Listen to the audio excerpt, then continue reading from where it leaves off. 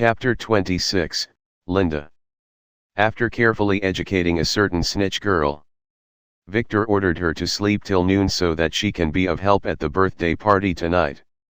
Then he went downstairs for some breakfast. He was greeted by an already set table and the beautiful twins who were dressed in light blue dresses. He nodded his head in satisfaction and went to the table where Mana quickly held the chair for him to sit at the head of the table. And after he ordered the twins to accompany him, they obediently sat down to eat. A few minutes later Hilda entered the room with Leo, who had just arrived. "Good morning, young master," they said. "Good morning.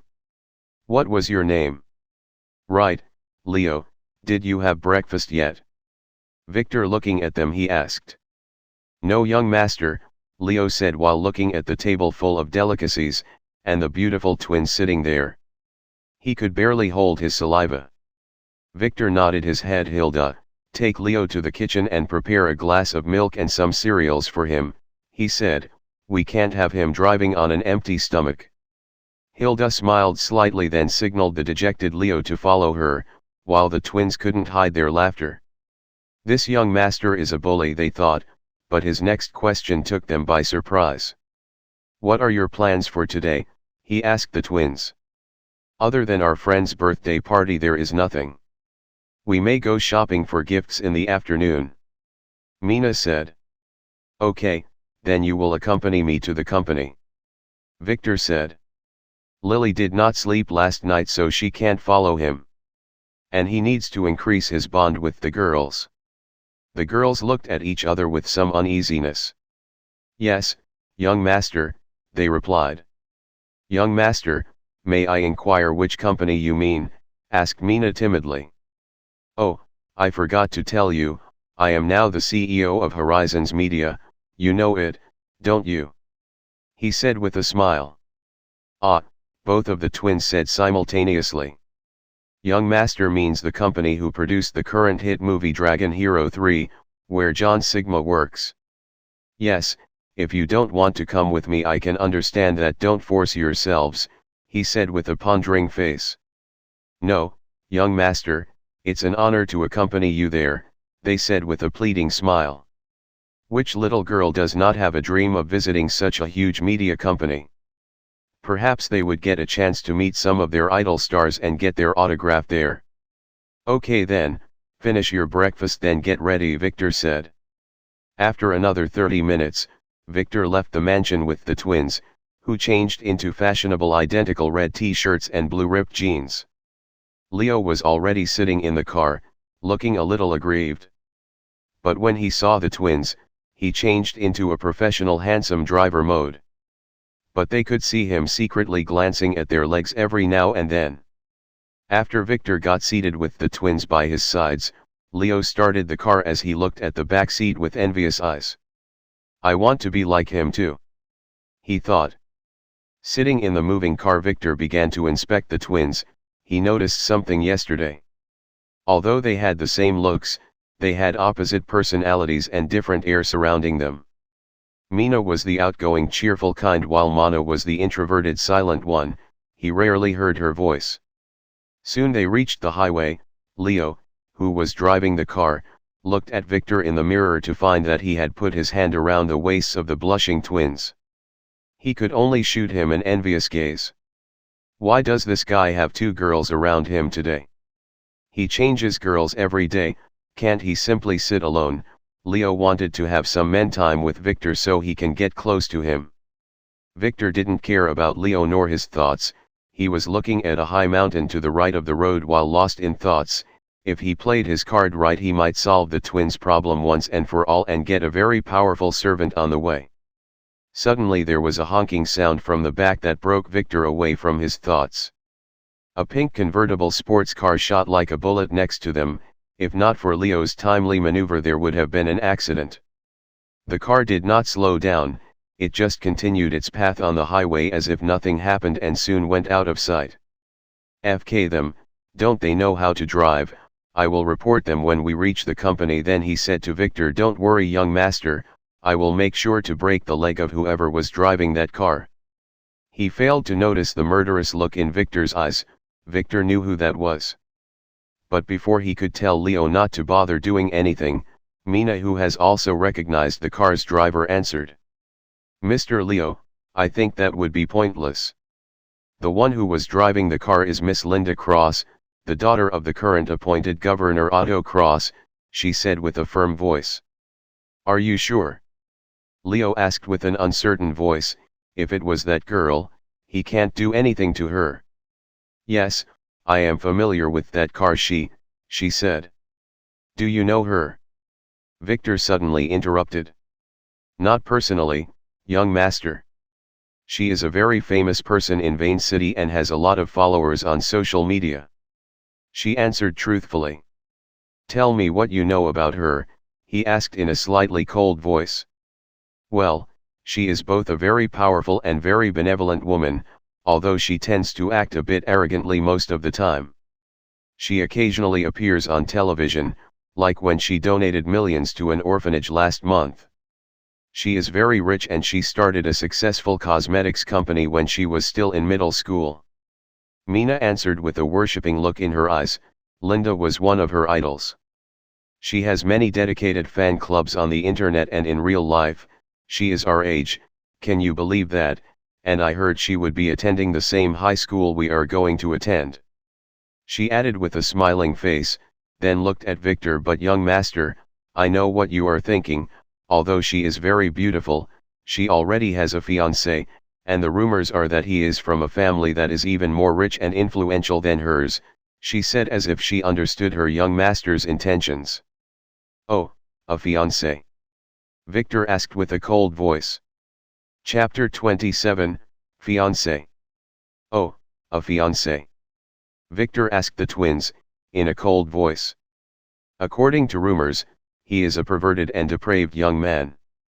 It is said, he sleeps with 2 maids every night and spends his days in brothels. In addition, he tried to rape his new maid, and because she refused him, he almost killed her. And I heard he once tried to force Linda to do it with him and 3 other men at the same time, but was saved by a friend at the last moment.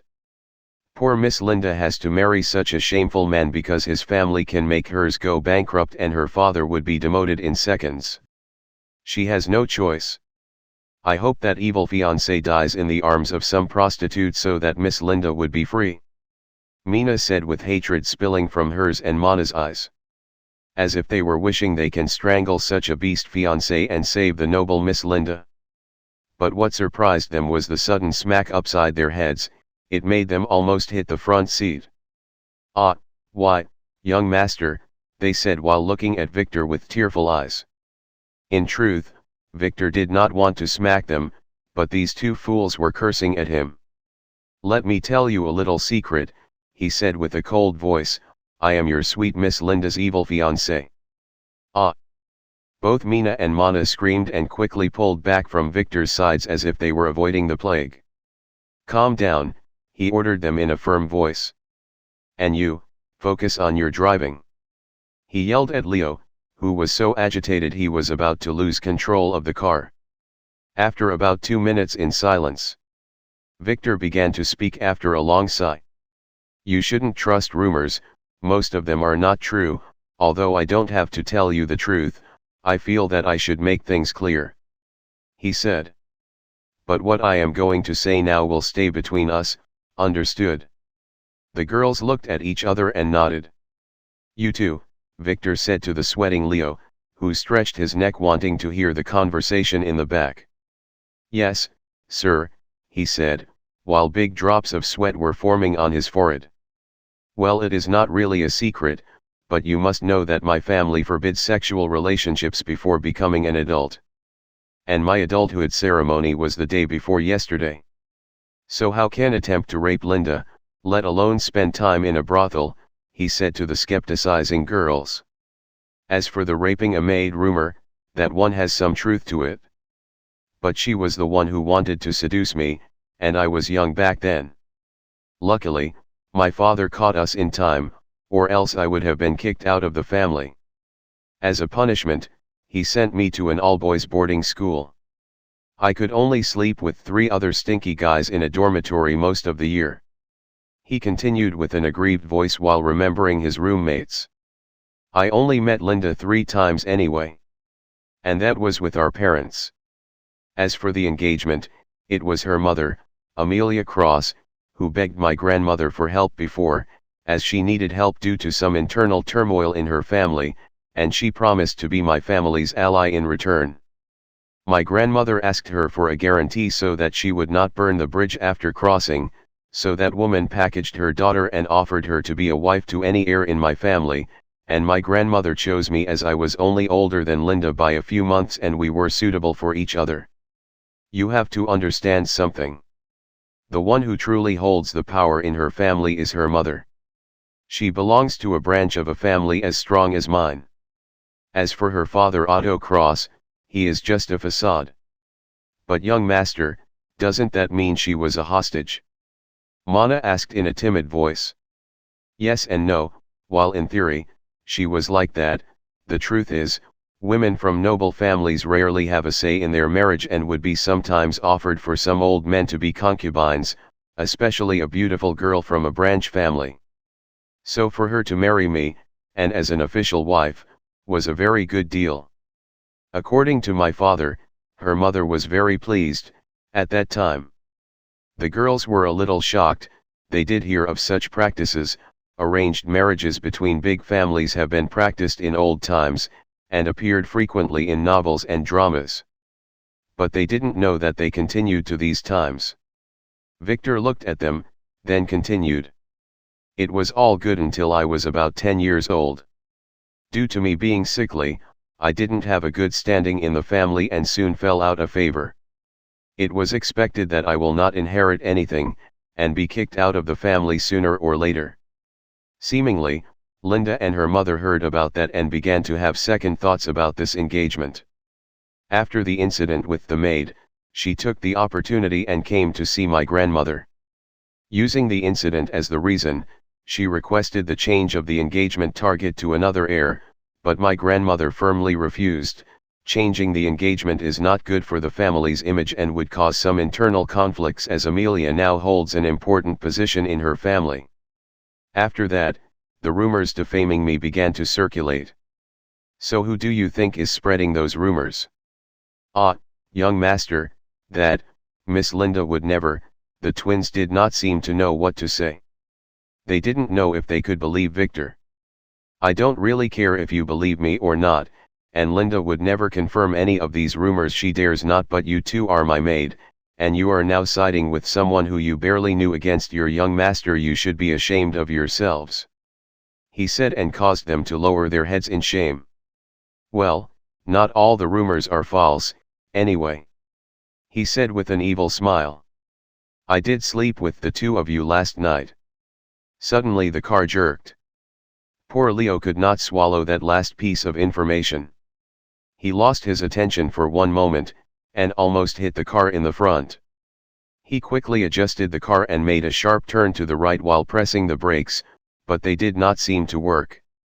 In the next instant, the car turned over and began to roll at a high speed, crashing into the highway's traffic barriers. Chapter 28, Troublesome. For half a second there, Victor felt as if an ethereal black thread was strangling him.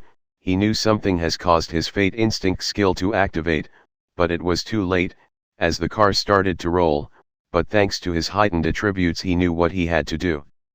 He quickly grabbed the twins, who were frozen in shock, and held them close to his chest.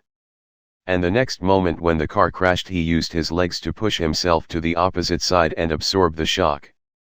Luckily, the car finally stopped, and although it has been heavily scrapped on the outside, aside from the broken and cracked windows the interior was relatively intact.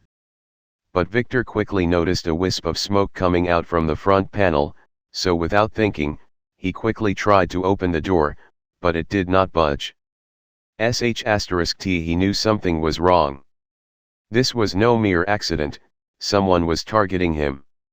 He took a deep breath and used his leg to kick the door with all of his strength, and it broke right away and was sent flying across the highway. He quickly left the car and moved away while holding the twin. Looking back, he could see that Leo has already squeezed himself out of the car through a broken window and ran to his side. He had blood all over his face and he held his hand to his chest in pain. But before he could say anything, boom! The car exploded and sent everyone flying into the air. Victor opened his eyes and looked at the blue sky above. Despite the ringing in his ears, he could hear the sound of an ambulance's siren getting near. He got up and sat down slowly while looking around him. He was sitting on the dirt on the side of the highway not too far from the burning vehicle. The twins and Leo were unconscious on the ground next to him. He could see that they were breathing, and other than the bloodied Leo, the others probably had only some light concussions. He looked at himself and could see that his clothes were ripped, and he had some cuts on his hands and forehead, but nothing serious. He would probably heal in the next 2 hours due to his inhuman strength and recovery. But what just happened took him by surprise. A luxury car like this would not fail just like that. And would definitely not explode due to such a minor accident. He felt at the moment of the crash that malicious fate line trying to strangle him. It was intentional. He must question Leo to make sure, but he was pretty sure someone tampered with this car. And he had a good idea who that person might be. A few minutes later, a police car, a firefighter truck, and an ambulance were parked next to the wreckage of the car. A young policewoman, who had a heroic look, blonde hair, and a very tight uniform, approached Victor with the paramedics and stood there watching while her partner, a fat middle-aged cop, went to check on the exploded car, which was now covered with white foam. Victor was terrified for the first time since his return when he saw her. He knew this young woman, her name was Lee Smith, and she was a major pain in the ass. She was a very good, dedicated, and commendable police officer. But she tends to get her nose into many things with absolutely no regard to the consequences. She got her police station into many troubles before. But she had a very powerful background, and no one dared to do anything to her.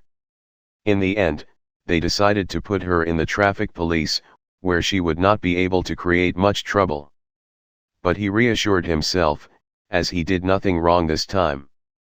She has nothing against him. But he didn't want to stay with her for long, as she was like a dog, and could smell trouble a mile away. The paramedics checked on him and found that he didn't suffer anything serious, so they asked him to go for some checks in the hospital later, and the same for the twins, who regained consciousness pretty quickly. Apart from some light bruises, they were fine. Although their clothes got a little dirty, it added to their ripped jean style. They looked at Victor with a grateful gaze. If he did not grab them and pull them out of the car at the right time, they would have been dead or seriously injured at the very least. As for poor Leo, apparently, he suffered some broken ribs and a serious concussion and was still unconscious, so the paramedics had to take him to the hospital. While watching the ambulance take Leo and leave, Victor heard a voice from the back. "Are you the owner of this car?" "Name?" "Occupation?" Lee asked him coldly after seeing that he began to look at her with a perverted look. He seems fine after having such an accident, she wondered. "No, this is my company's car. My name is Victor White, a student and a CEO." He said with a proud voice. "White? You look similar to him. Do you know a Nick White?" she asked as her voice got a lot colder. What did that guy do to her, Victor wondered. "Ah, yes, he is my step-brother, but I never met him before," he said.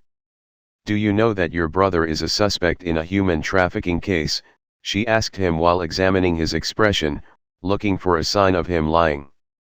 "No, I told you I never met him. If he is a criminal, why don't you arrest him, officer?" he asked. But she didn't answer but looked at her partner, who returned after examining the car. "Found anything?" "The car would need to go to the lab for testing. There were no explosives, but if someone rigged the engine we won't be able to tell straight away. But," the cop took a half-burnt plastic bag containing some unknown substance. "I found this. It is a new drug on the streets. They call it the tiger's breath. It should be the driver's, as it was in the clothes compartment." Damn you, Leo, Victor screamed silently. This was a recreational drug, and it was a forbidden substance. You three come back with me to the police station. I need your statements. Lee said. If he went with her, it would take him at least a few hours to get out. But there will be a problem when questions the twins. The twins will not reveal any secrets, but they are still too young and inexperienced. And this woman was very nosy. She had something against young masters like him, and she would sniff the scent of any misdemeanor a mile away. He is sure she would find an excuse to keep him locked up for at least a few days. He could already see that from the glares she was shooting at him. So he has to find a way out. Ah, yes officer, can we come by to the station later? This is just a normal accident, and I am feeling very hurt, and I need to go lie down at home, he said, not wanting to get the police involved. No, there are drugs involved, so I would need your statements. She shot him a gaze, then looked at the twins behind him. Her instinct was telling her that this young master was not a good one. I assure you, officer, there is no need to, you would never find my fingerprints over those, and it was not my car, to begin with. This is only the second time I have ever been in it. I have an important meeting that I need to attend. And I didn't commit any crime, you can't just take me, he pleaded. Then he looked at her partner. Sir, can you help us here? He looked at Lee. He has a point, and we have his address, no need to make things complicated, he said, as he could guess that Victor was an influential figure and he didn't want to make unnecessary trouble. But he is the brother of Nick White, he might know about, she whispered. And you are no longer on that case, didn't you cause enough trouble, he pleaded to her. She didn't understand how dangerous this White family was, but he did. If you don't back down and let me take him in, I will call my dad and make him fire you, she threatened. So the cop could only flash Victor an apologizing look and back down. Now, you have to come with me, I am suspecting that you might have something with drug trafficking. If you don't come voluntarily, I would arrest you, she turned to Victor and threatened unreasonably. While watching the reaction of the twins behind him, Victor knew that no matter what he said, this crazy chick will take him with her, so he did what every responsible young master does. Then, I will have to inform the company that I will be late, I can't have them wait for me, he said in a firm voice, making her nod her head as he sounded convincing. He quickly took his gilded phone, which had a cracked screen but was still functional, and called a number that was given to him by George the previous day. Lee turned her head as if she didn't care, but Victor knew that she was listening very closely to what he would say. Ah, hello uncle. Yes, I am Victor White. Yes, I arrived yesterday. I know, and that is why I am calling, I just had an accident on the highway. No, everything is fine. It's just that I was delayed by an unreasonable young police officer. She insisted that I should go to the station with her. Yes, precisely. Okay. Then he looked at Lee and handed her phone without forgetting to flash a charming smile. It's for you, he said. But Lee did not take the phone but kicked it using her slender legs right out of Victor's hand into the ground. I don't care who you called, and no matter who they are, or what they said, you must come with me to the station. Now get moving, she said unreasonably. He looked at her and smiled. This idiot will get herself killed someday, he thought. Fine, I am all yours, Miss Police Officer. But don't regret it, he noted. I will not, but you will. How dare you threaten a police officer, she snapped at him. She picked up his phone from the ground and put it in an evidence bag, then ordered him to follow her to her car, where she asked him to get into the back with the twins, then changed her mind and asked her partner to sit in the back while Victor would sit in front, beside her. She will interrogate them alone later and find out about all the dirty things he had done. Maybe she would be able to find a piece of incriminating evidence this time and lock this idiot with that snake brother of his for good. But just as they were about to get into the car, Lee's phone rang. Chapter 29, A Phone Call. Harold Smith was busy reading an important document when his private phone's ringing sound startled him. Looking at it, he saw that it was an unknown number. But still, he chose to answer. In his line of work, he can't afford to miss an important call. "Hello," he said. Hello uncle," a confident young man answered from the other side. "May I know who is it?" he asked. "Yes, I am Victor White." "Ah, young Master Victor, your father has already informed me that you would be living in Vane City. Are you here already?" he said politely while remembering Master Theodore's stern order to take care of his son who will be living in Vane City. As the city's police chief, he knew some secrets, held a responsibility toward the safety of the family's heirs under his jurisdiction. "Yes, I arrived yesterday." "That's good. If I can help you, young master, with anything, I am always ready." "I know, and that is why I am calling. I just had an accident on the highway." "Ah, are you all right?" he asked in a frightened voice. If anything were to happen to this young master, especially on the day of his arrival, he might lose his head. Or worst, his position. "No, everything is fine. It's just that I was delayed by an unreasonable young police officer. She insisted that I should go to the station with her. There is only one young traffic officer who came to his mind. But he hoped it was not her. Can you see her tag? Is her name Lee Smith?" "Yes, precisely." He cursed, "Young master, don't worry, I will fix this right away. Please get her on the phone." "Okay. This is for you." He could hear the young master talking to his daughter, but the next moment there was a sound of a crash and the call ended. He could guess what had just happened. This daughter of his is getting more unreasonable as she grew up. So he quickly fumbled with his phone to make a call, but due to the shaking of his hand, it took him 2 full minutes to dial his daughter's phone number. She answered after a few beeps. And her sweet voice calmed him a little bit. Maybe he can salvage the situation, he thought. "Hi Daddy, is there anything? I am busy arresting a filthy criminal down here and I will call you when I finish," she said, intending to hang up.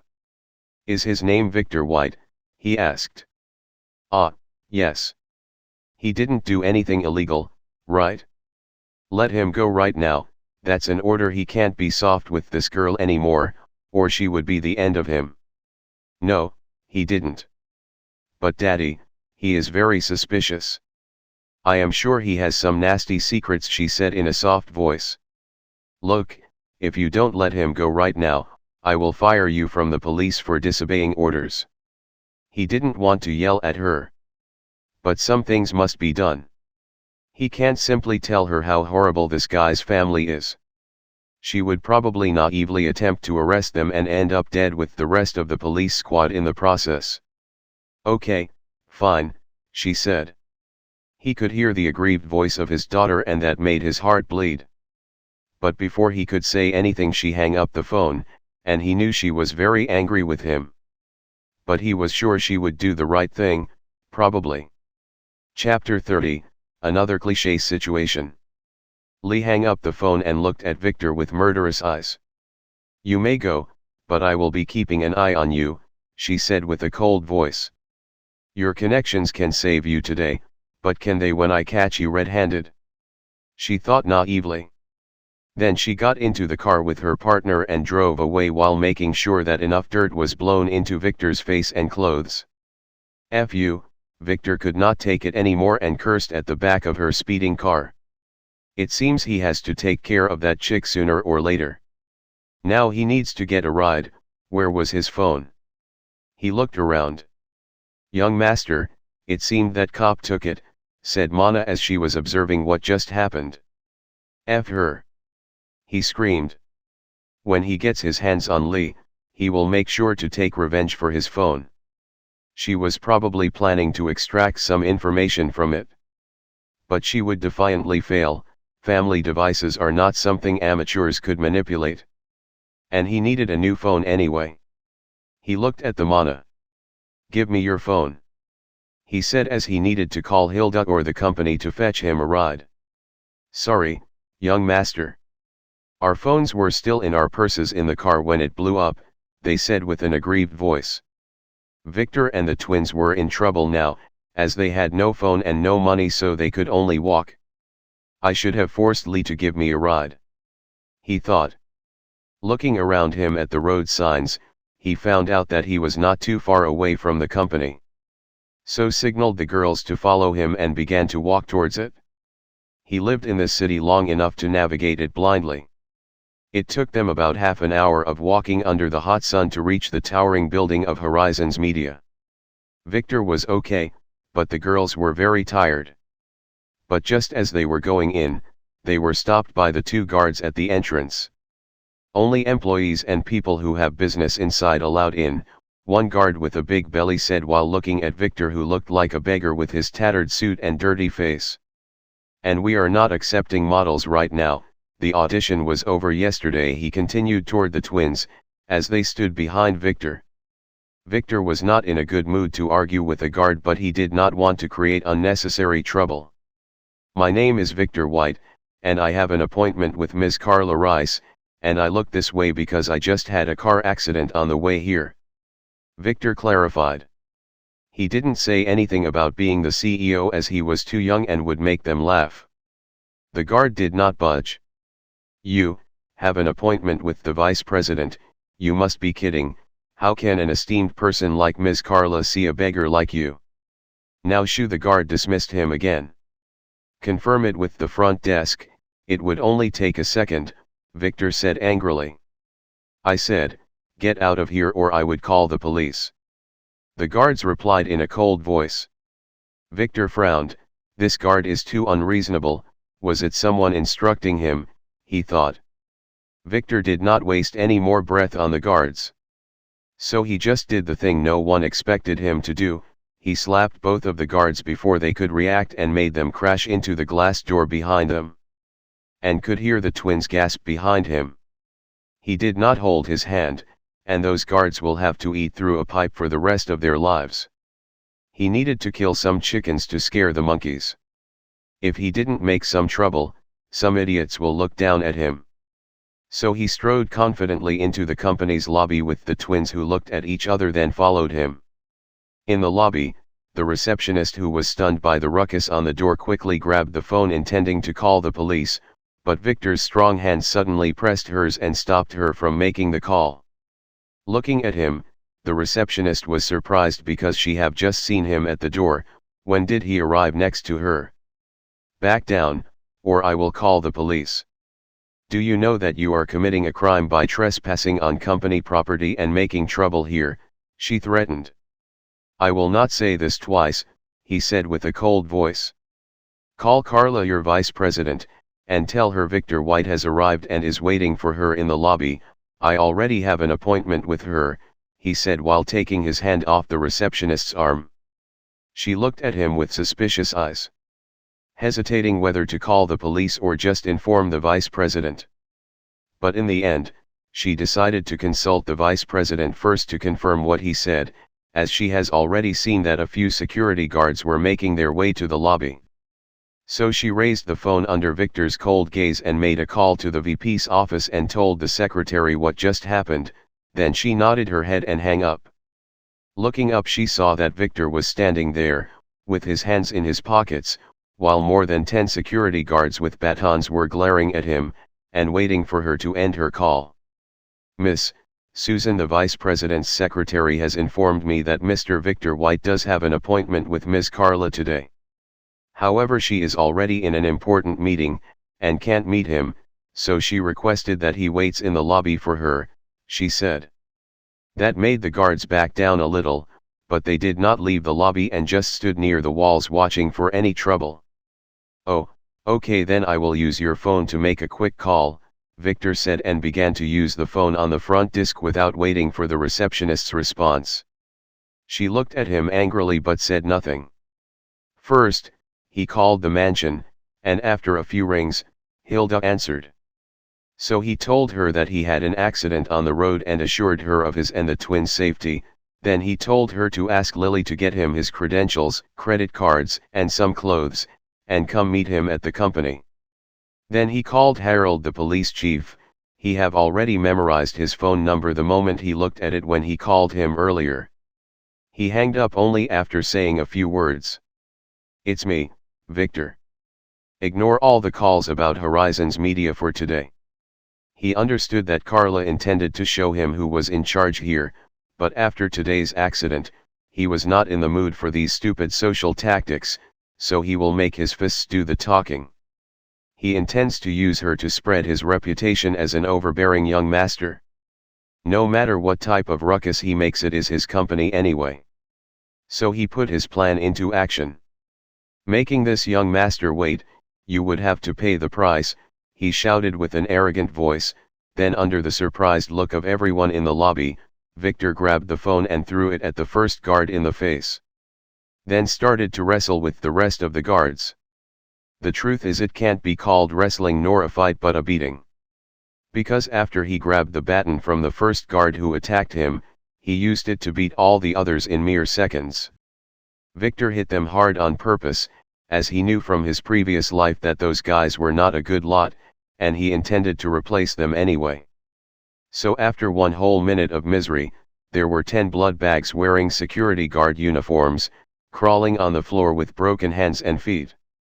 That made the receptionist and the employees present in the lobby faces turn white, and they began to shake in fear. Then one by one they took out their phones in secret and began calling for the police. Victor already knew they would do, but he didn't care. No police officer would come near here today. He signaled the horrified twins to follow him and strode up the stairs. He knew the layout of this building like the back of his hand. "If that BCH did not come downstairs to meet me, then I will go up to her and kick her and make her know her place." When the receptionist saw him going upstairs, she wanted to quickly inform the vice president and the security manager about what had happened and warn them about Victor. But she discovered that her entire desk was already smashed up by Victor. Chapter 31, Not on the Face. All along the company's corridors, many employees and guests were wondering about the identity of this young man dressed in rags. He seemed to blow any security guard who stood in his way to the ground. Are they shooting a new movie? They thought. The twins who followed him were very embarrassed, especially since some of the people on those corridors were known idols whom they admire. But they did not have the face to ask them for their autographs in this situation. There was also another thought in the twins' minds. The young master is not that muscular. We have already seen his body, they thought with blushed faces. How can he be this strong? Is it an act, or are all of those guards here rubbish? It didn't take a long time for them to reach the VP's office, where a hot secretary in fashionable glasses stopped Victor with a stern look. "Who do you think you are? How dare you trespass on the vice president's office? I will call your manager to fire you right away. How could you dress like that? This is a reputable company," she yelled one idiotic sentence after another, seeing him entering and heading towards the VP's room with no regard to her. So he stopped, turned toward her, and greeted her face with a heavy slap. It sent her crashing with her shattered glasses onto the floor. He knew this one too. Her name was Susan, a vain woman who was one of his girlfriends in his previous life. She swore that he was the love of her life. But after he was kicked out of the family, and ended up poor, she left him the next day and hooked up with another guy, whom she seemed to have been keeping as a spare tire. After that, she made sure to taunt him and humiliate him every time she saw him. This slap is something he didn't have the chance to do in his previous life. Then, under the shocked eyes of the twins, he turned around and kicked the VP's room door open, and walked right in. We must never anger the young master. He is too overbearing, they thought. It was a grand room with huge glass windows and a big meeting table in the center. Here the company's top executives and managers were having a meeting headed by a beautiful blonde woman who seemed to be in her 30s. Carla Rice, the vice president of Horizons Media, was a legendary figure. She had both the brains and the beauty. And thanks to her brilliant business strategies, she took the company from the brink of bankruptcy to become a prominent actor in the movies and entertainment scene. That was the official story anyway. She was also one of the many concubines of Victor's father, Theodor's von Weiss. And Victor knew better than anyone that she was just another foolish money-loving snake. Victor did not speak at all. Instead, he walked straight to Carla's seat and began slapping her on the face under the shocked gazes of the surrounding managers. A few of them quickly reacted and tried to catch him, but they ended up on the floor with broken noses, so no one dared intervene after that. But they could only order repeatedly for him to stop. How dare why? Ah! Stop! You can't. As for Carla, she began to threaten him first, but in the end, he could only hear her saying one thing. Please, no, not on the face. So he stopped and looked at his masterpiece. Her cheeks were bloated like watermelons, and her lips were puffed like balloons. Even her mother would not recognize her after such remodeling. And this was the result of him keeping his hand. If not, she would be picking up her teeth from the floor. Slapping her to this degree can be accepted as a punishment, but acting any more than that his father would blame him.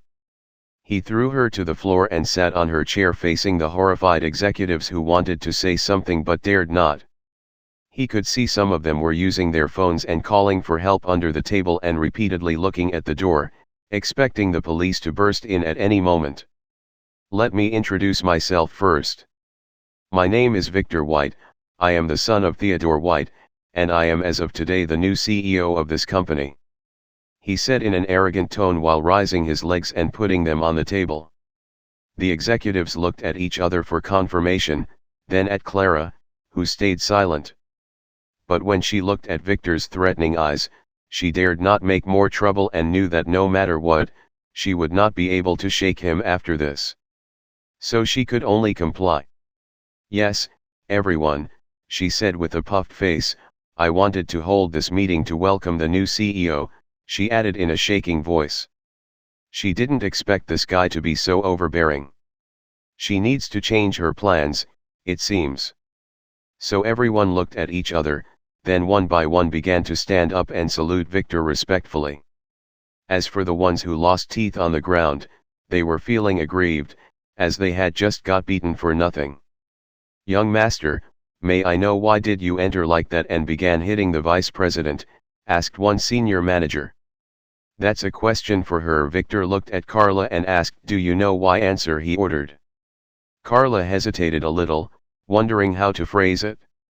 It is my fault for not perfectly explaining your arrival to the employees and that made them act disrespectfully toward the young master, she said at last. Don't worry, young master, they will all be punished. I didn't punish you for that, said Victor, while shaking his head. I punished you because you did not come to pick me up yesterday from the airport. You made young master lose his face in front of his maid. This made Carla open her mouth in astonishment, not knowing what to say. Is this young master really that unreasonable, or is he an idiot? Maybe there was no need for her to act at all. He would probably ruin his own image by himself sooner or later. Then Victor turned to the astonished managers. Now, about the farce in the company entrance, that will be your next job assignment. Before I leave the company today, I need you all to figure out who did it and then punish whoever participated. Now go do your jobs. He ordered them. They were not idiots and quickly understood what he meant, so they looked at Carla with blaming eyes. It is all your fault, they thought. Then they stood up, intending to return to their posts. Chapter 32, Aria. Just as the executives were about to leave the meeting room, the door was pushed open by a valiant young woman, with bright purple hair and a fashionable office lady outfit. She entered the room with 20 guards with firearms following her. It seems the help they requested has arrived. Victor looked at her but said nothing, just smiled warmly. And before she could say anything, one of the smart managers quickly introduced Victor, to avoid serious problems. Miss Aria, you are right on time. This is Mr. Victor White, the new CEO of our company. Aria looked at Victor with her clear eyes and seemed to have recognized him, especially his purplish hair, so she turned to the guards and ordered them to stop. But they didn't listen to her but looked to the back where a burly man entered behind them and looked at the situation, then ran straight to Carla and checked her situation. Then he looked at Victor and ordered, "Take him down." "Stop," Carla interrupted him. "You can't touch him, we will talk later, now help me go to the infirmary," she said to him in a soft voice. He nodded his head and gestured the guards to be dismissed, then helped Carla walk out. Aria also ran to them and tried to help, but Carla seemed to dislike her because as soon as she stood up, she quickly pushed her away, then she quickly staggered out of the room with that man. Victor looked at that guy with murderous eyes. His name was Jacob Rice, the head of security in the company and Carla's brother. He was also the culprit behind today's accident. Back then Jacob once executed the same operation successfully against an opposing company chairman, and Victor was responsible for covering him back then. So the moment he had an accident today, he knew who was behind it. Victor knew him very well. He was a snake who would not stop at anything in order to fulfill his desires. He was probably afraid that Victor's taking over the company would reveal how much money he embezzled with his sister. So he tried to get rid of him. But Jacob didn't understand anything about the family and didn't know that if something bad were to happen to Victor, his head would be chopped without a trial. Victor will not let him go. The reason he didn't want the police involved was that he plans to get rid of Jacob by himself. Soon the rest of the employees left the room one by one, leaving the twins who were standing next to a wall, while holding each other's hands. They were probably wishing they weren't there. The good image they just built about their young master seems to be crumbling, and Aria, who kept standing there, waiting for the last executive to close the door on his way out. "Aria White has seen the young master," Aria said as she bowed to Victor per family protocol. "Aren't you going to call me brother?" he asked warmly. "Don't joke with me, young master. This one knows her place," she answered coldly. Aria White was his half-sister and Carla's daughter. Although she had purple hair, she did not have the family's bloodline, so she was not considered a legitimate daughter. This meant she could only address the heirs by their titles, as she was not considered a part of the family. Victor looked at her beautiful face and remembered how many times she aided him in his previous life. She was one of the few people who he truly trusts and admires. "Young master, don't you think you went a little too rough on my mother?" she blamed him politely. "Don't play this game with me. If I had to punish her for her disrespect, according to the family's rules, she would lose an arm at least." "You know that well," he said. Aria knew that this was the truth, and indeed Victor went easy on her mother. And although Carla didn't treat her well, she was her mother after all, so she looked angrily at Victor. Victor was amused, so continued to stare at her face, and that made her soon a little bit nervous. She have heard certain rumors about this younger brother. So she decided to end this pointless confrontation. "Young master, why don't you let me lead you to your office?" she asked, intending to divert his attention. Victor nodded his head and gestured for her to lead the way. And so she did. And after following her with the twins to the upper floor, she led him into a spacious office. It had a huge window overlooking Vane City and was furnished with a luxurious desk and leather chairs and couches, in addition to many famous paintings on the walls. "Young master, this was esteemed father's room, but now you are the CEO, so it would naturally be yours. It has already been thoroughly cleaned yesterday," she said as she showed him the room. "Good, I don't want to know or see any shreds of evidence of father's hobbies here," he said, and that caused Aria to blush as she knew precisely what he was talking about. "Don't worry, everything here is new, young master," she said while intending to leave. But his next words took her by surprise. "You work here as your mother's second secretary, right? From now on, you will be my secretary," he said. "No, young master, I can't, that's impossible. If you force me I would rather quit." She firmly refused, as she didn't want to be left alone with him in the same room. If the twins were not here, she would have already fled. She have heard about him, her brother was a beast, she thought. And with no other words, she turned around and walked towards the door intending to flee. Don't think I don't know what you are thinking about. But let me warn you, if you don't come work for me, I would expose to father that the one behind all the company's new plans and its recent revival, was you and not your idiot mother, he said. If he knew that, he may fire your mother right away, and maybe even punish her for scamming him. You know how much father hates to be lied to, he added. Aria stopped. How did he know that, she questioned herself. But she didn't know the answer. But it was the truth. Her mother's management made the company near bankruptcy, so she, who was a business school student, offered to help her mother fix the situation, and out of desperation, Carla agreed.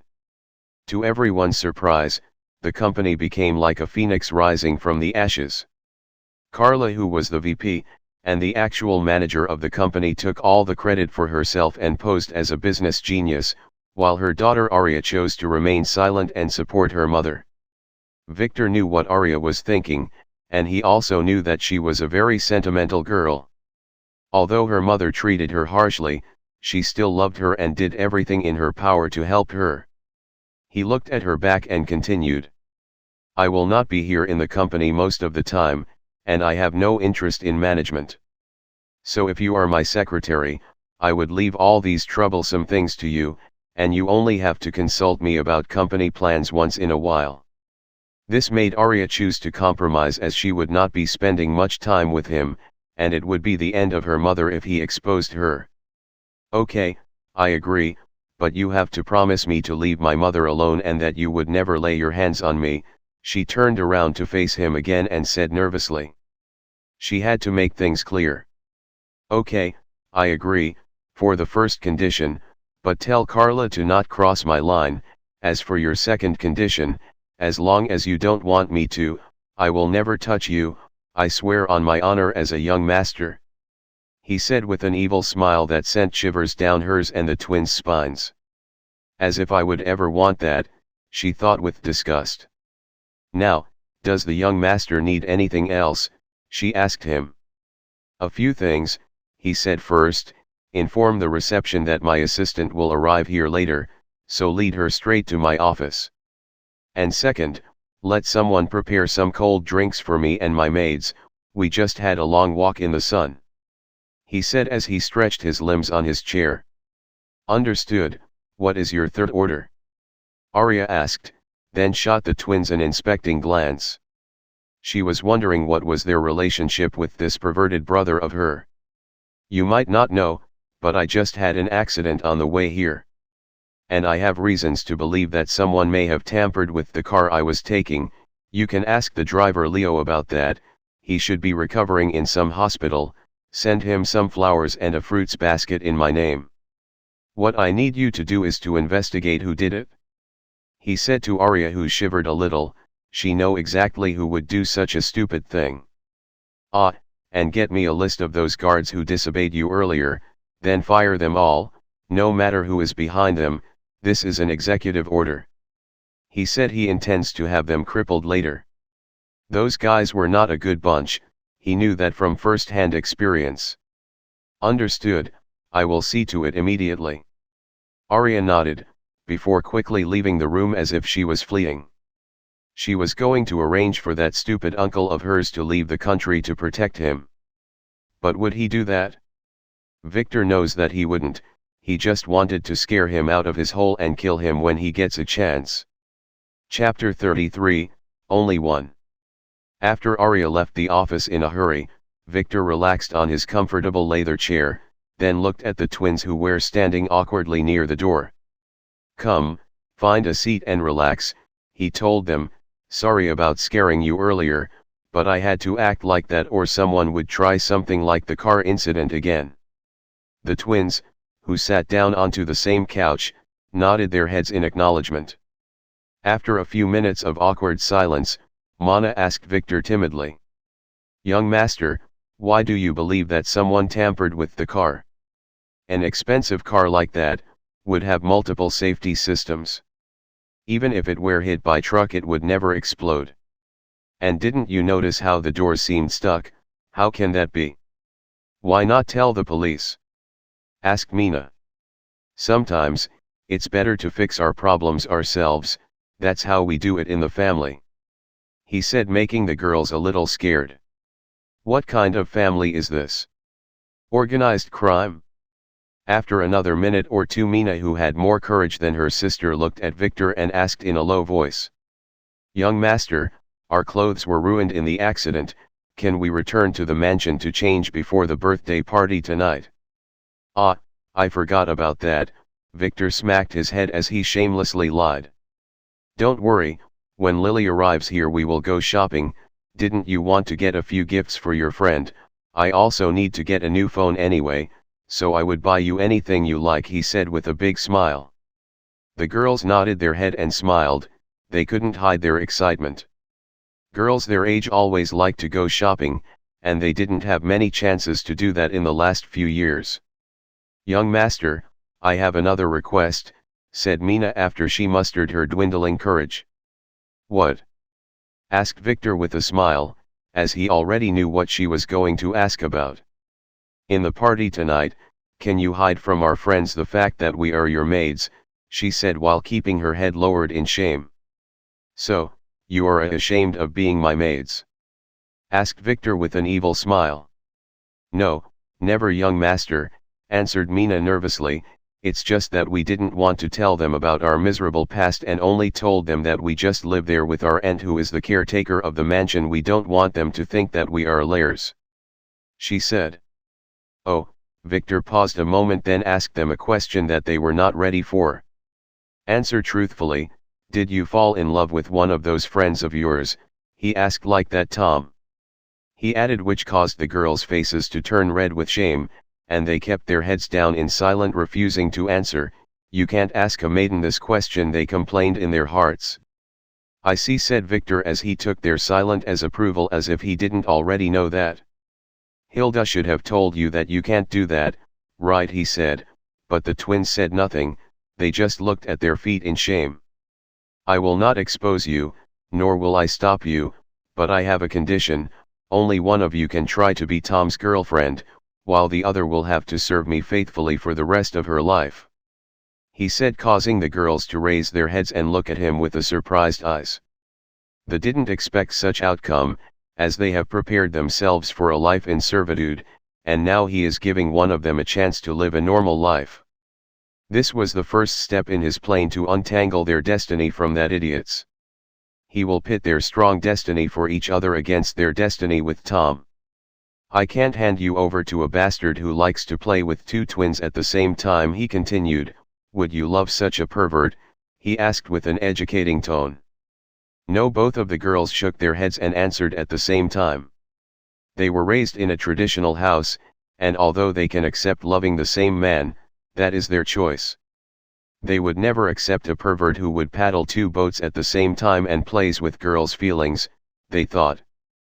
But they failed to realize that they have already fallen into the hands of such a pervert. Then who wants to be Tom's girlfriend, and who would stay with me? Victor asked them while already knowing their answers. They did not disappoint him.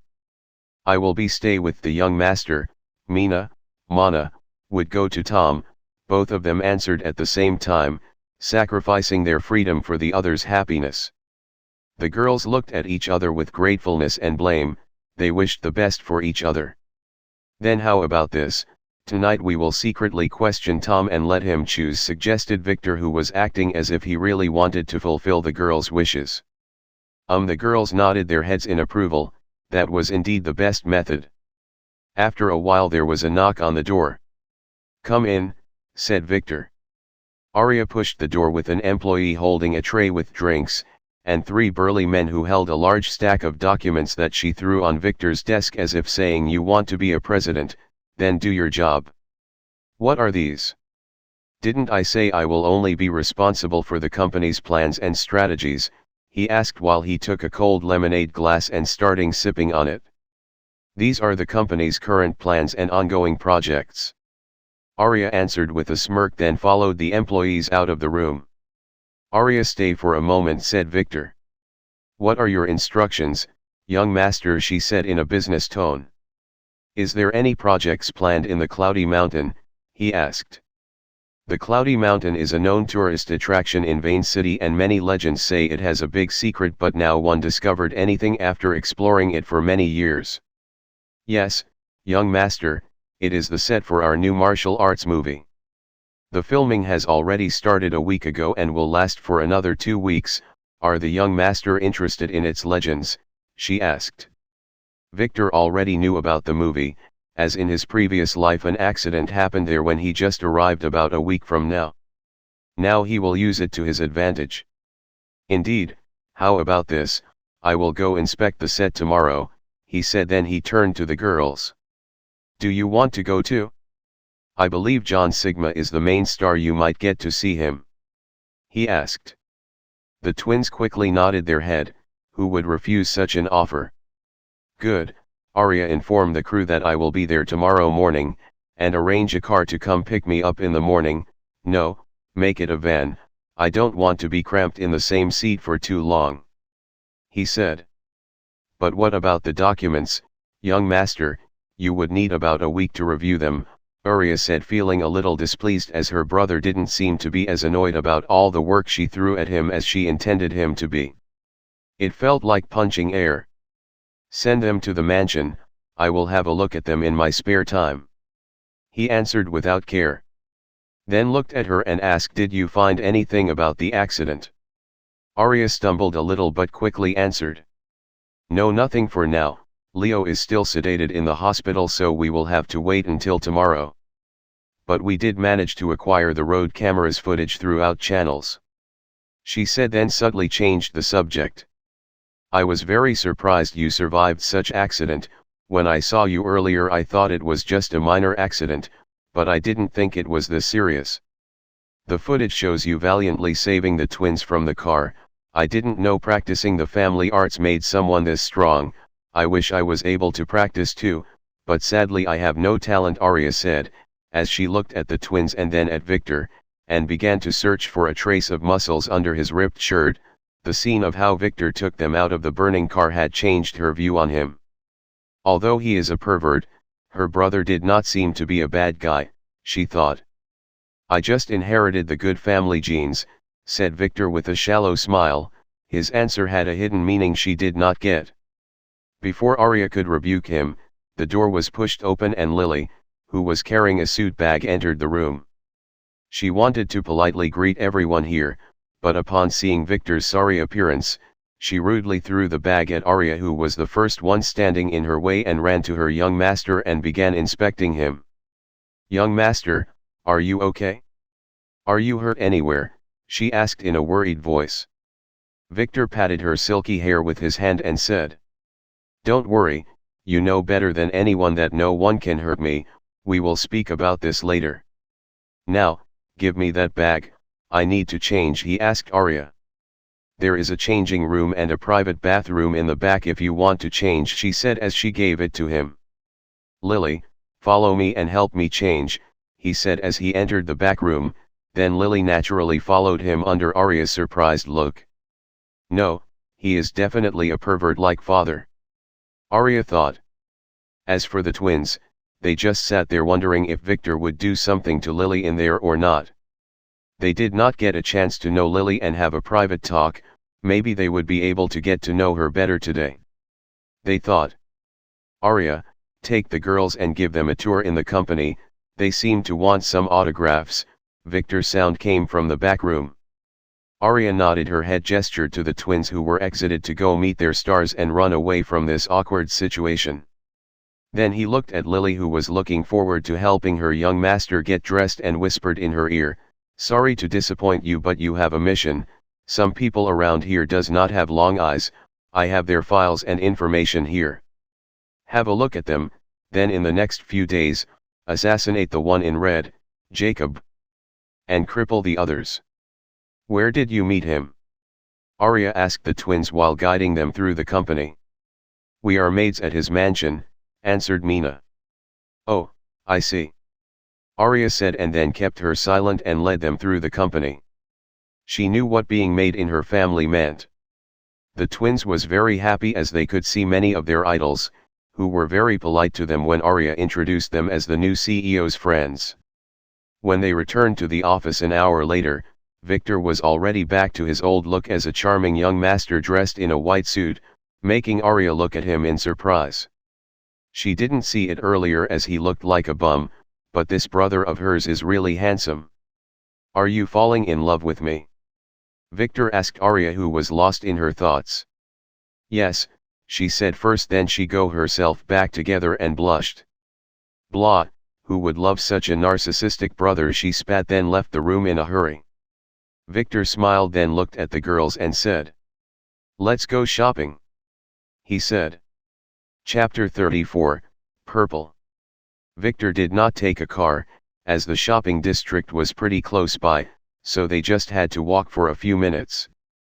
And Victor enjoyed walking while surrounded by 3 pretty girls under the envious looks of all the guys on the road. Soon Victor, who was leading them, stopped at a luxurious-looking mobile phone store. Confirming the shop sign, he walked right in with the girls. The shop was full of all kinds of phones, but not the usual ones. Here, every phone was gilded or studded with diamonds. This is not a shop for commoners but elites. Although the twins were not into these kinds of vanity items, they couldn't stop their eyes from looking around. Victor soon came to the receptionist, but she was already busy with a guy dressed in a black suit who wanted to buy a limited asterisk phone for his hot girlfriend standing near him. She couldn't decide on what color to pick. Victor didn't want to make much trouble, and decided to take a look at the phones on display, as he should get new ones for the twins. The guy, who was busy appeasing his girlfriend to choose something a little cheaper, suddenly saw the 3 girls who had just entered the store. Pretty twins, he thought. Who does not want to get 2 twins to serve him at the same time? And that veiled chick looked really pretty. He wanted to know what was under her veil. So he quickly left his stunned girlfriend, who didn't seem beautiful in his eyes anymore, and went to the girls to introduce himself. "Hello beauties, my name is Lloyd Thompson, I am a senior manager at Green Technologies," he said to the girls. "If you girls want anything from here, I can buy it for you.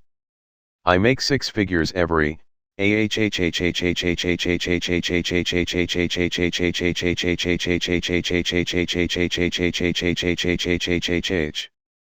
sorry scream rocked the store.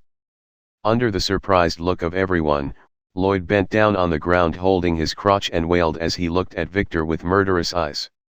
Like every arrogant young master would do, he just kicked that guy between his legs. Victor would never tolerate anyone hitting on his girls. Only he can do that. The girlfriends started to shout and yell, pointing at Victor, while the receptionist gestured to the guards and wanted to call the police.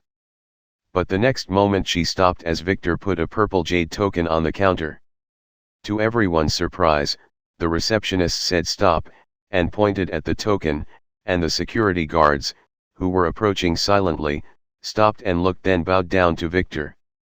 "We have seen the young master," they said. "Take the garbage and throw it out, and add them to the blacklist," he said, pointing to the suffering man on the ground and his girlfriend. The guards quickly took the man and the noisy girlfriend and walked out from the back door. Now that the store was quiet again, Victor looked at the bowing receptionist. "Get us a private room, and call your manager for me," he said. The receptionist nodded and gestured Victor to follow her upstairs. She led him into a luxurious waiting room. Then she quickly left to inform the manager before returning with some tea, and telling Victor that the manager was out for some business and that he would be right back, in a few minutes. Then she left in a respectful manner. Victor sat there sipping tea with the girls, who were a little surprised and amused by Victor's violent actions. This guy can get very jealous, they thought. "Did you like any of the phones downstairs?"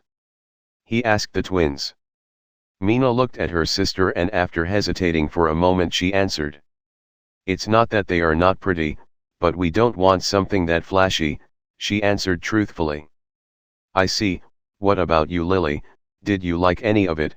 You need a phone, so I can easily reach you, and it would be more convenient for you when you want to report to my mother, he said with a smirk to Lily, whose face turned a little red and her butt itched after remembering Victor's lesson this morning. But she really needed a phone.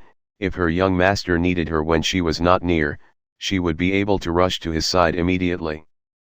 I believe that the young master should get a VX custom phone for everyone, she answered. The VX phone is a custom model. It was designed for the family's agents only. It is at least 10 years more advanced than the latest phone on the market and contains some of the features of the more advanced MX, which is limited to the top echelons of the family. Victor nodded his head in approval. While the twins tilted their heads in wonder, they have never heard of this brand. Don't worry, Lily told them, it's a custom phone, and it is much better than anything you could buy, she said with a smile. It seems like she had a good impression of them. The girls looked at her and nodded. They felt that they need to know more about this mysterious girl. She didn't seem to be a bad person. Soon after, a faint knock on the door, a bloated middle-aged man in a suit who had a balding head entered the room with a smile. He should be the manager here. Ah, young master, welcome to our humble family shop. What can this lowly servant do for you? He asked. Victor got directly to the point. I need a new MX phone as my last phone got confiscated by the police, so I would also need you to disable that one and transfer my secure number to the new one. In addition to that, I would need 3 new VXs for the girls, 2 rose pink ones, and a purple one. He still remembers the colors of the twins' old phones. And they seem to have been focusing on phones of such color earlier. The manager looked at Victor with piercing eyes and said respectfully, Young master, I would be needing your token to get the MX, as it is only available for certain ranks. Victor nodded and threw the jade token to the manager, who was very surprised to see it was a purple one. Damn, he thought, the receptionist only told him that a family heir came for some business but didn't say anything of him being an elite. The man quickly returned the token after confirming its authenticity and its ID. He would need the ID to transfer the secure line. Sorry for the disturbance, young master, I will be right back, he said while bowing and respectfully leaving the room. Lily looked at Victor with strange eyes. Young master, how did you know that I liked the color purple? She asked him while tilting her pretty head. She never wore that color nor had it on her. How would he know that she loved it for as long as she can remember? Victor was stunned, and looked at her curious pretty eyes. This girl is getting smarter by the minute, he thought, but didn't tell the truth and only gave her a narcissistic answer like every young master would. I noticed that you liked to play with my purple hair when I slept, so I knew it was your favorite color, he said to the dumbfounded Lily. This young master is getting more shameless by the minute, she thought. Victor didn't tell the truth, he has just confirmed his thoughts. Lily truly favors this color, like a certain guy who wore a purple robe, and adorned his hands with purple bracelets. He even remembered seeing his underwear once and it was purple too. It's probably in their family, he thought. The manager returned soon with the phones, and after Victor distributed them to the girls, he left the shop under the respectful gaze of the manager. Chapter 35, Shopping. Victor took the girls to a nearby mall next. He intended to buy them some clothes, but the girls were very shy, and although they liked many of the clothes, they kept refusing him, as he kept insisting that he should join them in the dressing room. Lily, who seemed to have got a little annoyed, decided to step in. Young master, why don't you let me do the shopping with them? We can't delay any longer as we have a party to attend to tonight. So can you wait for us in the cafe at the corner? She said, pointing to a nearby shop. And without waiting for his approval, she snatched his credit card from his pocket, then winked at him and grabbed the twins' hands, and walked away, leaving a lonely young master standing by himself. Victor shook his head and laughed. It seems that Lily is feeling a little jealous, but it's a good thing that she took them shopping. It would be beneficial for them to spend some girl time together. And that was his plan all along. He needed to get some things ready for tomorrow, and having them by his side was inconvenient. Now, what should he do first? He walked around the market watching the stores and the people going in and out when he noticed an antique store with many old and exquisite treasures displayed on its front.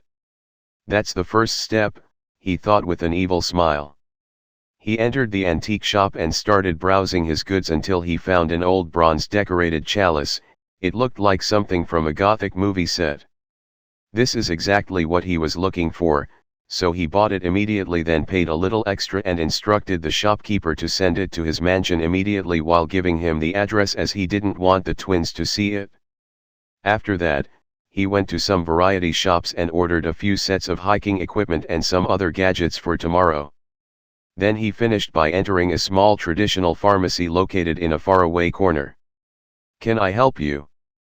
said the old man who was behind the counter. Victor looked at him and smiled. "This one is a player. *****. Name, Albert Nail. Level, 34. Class, Alchemist.